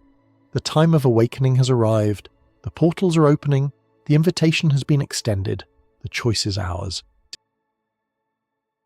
As we reach the end of our journey through the mysteries of ancient portals, we find ourselves standing at a threshold that is both ancient and eternal, both deeply rooted in the past and pointing toward an infinite future. The evidence we've explored together tonight paints a picture that is simultaneously humbling and extraordinary, challenging everything we thought we knew about the nature of reality, consciousness, and our place in a cosmos that is far stranger and more wonderful than we ever dared to imagine. We've seen how doorways carved in stone around the world exhibit mathematical precision that speaks of advanced understanding, acoustic properties that affect human consciousness in profound ways, and electromagnetic anomalies that suggest technologies far beyond what we attribute to ancient civilizations. We've examined the consistent reports of beings who maintain these sites, who seem to operate according to principles that transcend our ordinary understanding of space and time, who appear to be preparing humanity for a transition that will fundamentally alter our understanding of what it means to be human. We've explored the cutting-edge science that suggests portal technology is not only possible but inevitable, that consciousness itself might be the key to manipulating the fabric of space-time, that the ancient sites might be consciousness-operated technologies waiting for operators who have developed the awareness necessary to use them. We've discovered that the impossible might not be so impossible after all, that the technologies our ancestors described in their myths and legends are beginning to make sense in the light of our most advanced scientific understanding. The modern encounters we've discussed reveal that this isn't just ancient history, that the portal phenomena continue to this day with reports from around the world of openings and passages that connect our reality to others that exist parallel to our own. The beings that our ancestors described in their myths and legends are still here, still making contact with those who are ready to receive their presence, still maintaining the technologies that could transform our world if we were ready to use them responsibly. But perhaps the most profound realization is that these technologies, these doorways, these connections to other realms of existence are not separate from us. They're part of our heritage as conscious beings, part of our birthright as members of a cosmic community that spans dimensions and realities. The portals are not just ancient artifacts. They're invitations to remember who we really are and what we're capable of becoming. The consciousness connection reveals that accessing these technologies is not about discovering some external device or learning some mechanical procedure. It's about developing our own awareness, expanding our own consciousness, becoming the kind of beings who can interface with realities beyond the physical world. The portals respond to consciousness because they are consciousness technologies designed to facilitate the evolution of awareness itself. This understanding transforms our relationship with the ancient sites from one of passive observation to one of active participation. We're not just studying these locations, we're being invited to engage with them, to develop the consciousness necessary to understand their true purpose, to step through the doorways they've opened for us. But this invitation comes with responsibility, with the understanding that these technologies are not just about personal advancement, but about service to the greater good of all beings. The hidden network we've explored represents the most sophisticated technology ever deployed on Earth, a global system of consciousness-operated portal devices that has been functioning for thousands of years. This network is maintained by intelligences that understand the true nature of reality, that possess technologies that operate through consciousness rather than mechanics, that are committed to the development and evolution of human awareness. The guardians of the gateways, those individuals and lineages who have preserved the ancient knowledge through the darkest periods of human history, are preparing for a revelation that will fundamentally alter our understanding of reality and our place in the cosmos. They are the bridge between the ancient past and the infinite future, the keepers of humanity's greatest secret and its greatest hope. The awakening that is now beginning to unfold around the world represents a transformation unlike any in human history. Ancient sites are showing increased activity. Consciousness research is revealing the fundamental role of awareness in physical reality, and increasing numbers of people are developing abilities that were once considered supernatural or impossible. We are approaching a threshold where the hidden technologies may become visible, where the portal systems may become widely accessible, where humanity may join the cosmic community that has been maintaining and operating these systems for thousands of years. The network is ready, the technologies are functional, the beings are present. The only question is whether we're ready to develop the consciousness necessary to use them responsibly and wisely. But this transformation is not automatic. It requires conscious choice, deliberate development, willingness to expand beyond the limitations of ordinary awareness. The technologies are available, but accessing them requires becoming the kind of beings who can use them wisely and appropriately. It requires developing not just technical knowledge, but wisdom, compassion, and spiritual maturity. The portal technologies are not just about transportation between locations or communication across distances. They're about the evolution of consciousness itself, the development of human potential, the expansion of our capabilities as aware, creative, and loving beings. They're tools for becoming more than we currently are, for transcending the limitations that we've accepted as permanent, for remembering our true nature as conscious beings capable of unlimited growth and development. The ancient sites around the world are not just historical monuments, they're active technologies, consciousness laboratories, doorways to realities that exist beyond our ordinary perception. They're maintained by beings who have been our teachers and guides for thousands of years, who continue to watch over us, to assist in our development, to prepare us for the next stage of our evolution. As you drift off to sleep tonight, wherever you are in the world, whatever time it is in your part of our shared reality, consider the possibility that the doorways between worlds are not just the stuff of ancient legend or science fiction fantasy. Consider that they might be as real as the ground beneath your feet, as accessible as your own consciousness, as close as your willingness to expand beyond the limitations of ordinary awareness. The ancient portals are not just gateways between locations, they're gateways between possibilities, between what we are and what we could become, between the reality we know and the realities that await our discovery. They're invitations to remember that we are not just physical beings having a temporary experience in a material world, but conscious entities capable of transcending all limitations, of travelling between worlds, of participating in the infinite creativity of the cosmos itself. The doorways are there, carved in stone, built into the landscape, encoded in the myths and legends that have survived for thousands of years. They're maintained by beings who understand our potential better than we do ourselves, who are waiting patiently for us to develop the consciousness necessary to join them in the greater reality that exists beyond the veil of ordinary perception. Tonight, as you rest, as your consciousness naturally expands in the state between waking and sleeping, you might find yourself standing before one of these ancient doorways, feeling the pull of the infinite, sensing the presence of the beings who have been waiting for you to remember who you really are. You might feel the invitation to step through, to explore the realities that exist beyond the physical world, to discover the technologies that could transform not just your own life, but the entire trajectory of human civilization. The choice, as always, is yours. The doorways are open, the invitation has been extended, the technologies are functional. The beings who built these systems, who maintain them, who continue to operate them, are ready to welcome us into the cosmic community that spans the stars. They're ready to share the knowledge and wisdom that could solve our greatest challenges, heal our deepest wounds, and unlock our highest potential as conscious beings. But they're also waiting for us to demonstrate that we're ready for such responsibility, that we've developed the wisdom and maturity necessary to use these technologies for the benefit of all beings rather than for personal gain or power.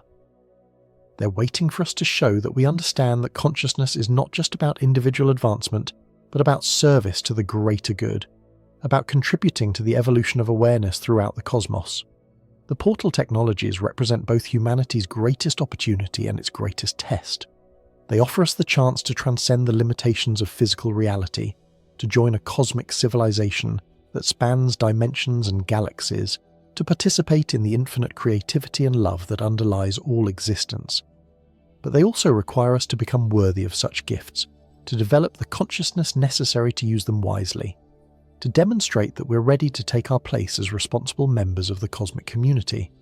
The ancient sites around the world are more than historical curiosities or tourist destinations. They're active technologies, consciousness enhancement devices, doorways to realities that exist beyond our current perception. They're waiting for us to develop the understanding and awareness necessary to use them, to step through the doorways they've opened for us, to claim our birthright as cosmic beings capable of traveling between worlds. The time of revelation approaches. The guardians are ready, the technologies are functional, the beings are present, the doorways are open, the invitation has been extended. The only question is whether we have the courage and wisdom to accept it, to step through the portals that have been waiting for us for thousands of years, to join the cosmic community that has been preparing for our arrival since the beginning of time. Sweet dreams, fellow travelers. May your journeys tonight take you to the doorways that await, and may you find the courage to step through them when the time is right. May you remember who you really are, what you're capable of becoming, and why you chose to be here at this extraordinary moment in human history. Until we meet again in other worlds, where the impossible becomes possible, where the ancient mysteries reveal themselves to those who dare to seek the truth, and where the doorways between worlds stand open for those who have developed the consciousness to step through them. The portals are real. The doorways are open. The journey begins now. Remember, we are not alone. We never have been alone.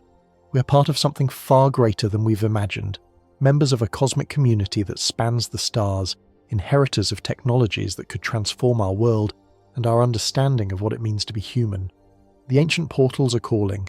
The question is not whether they exist, but whether we're ready to answer their call. The choice is ours. The time is now. The doorways await.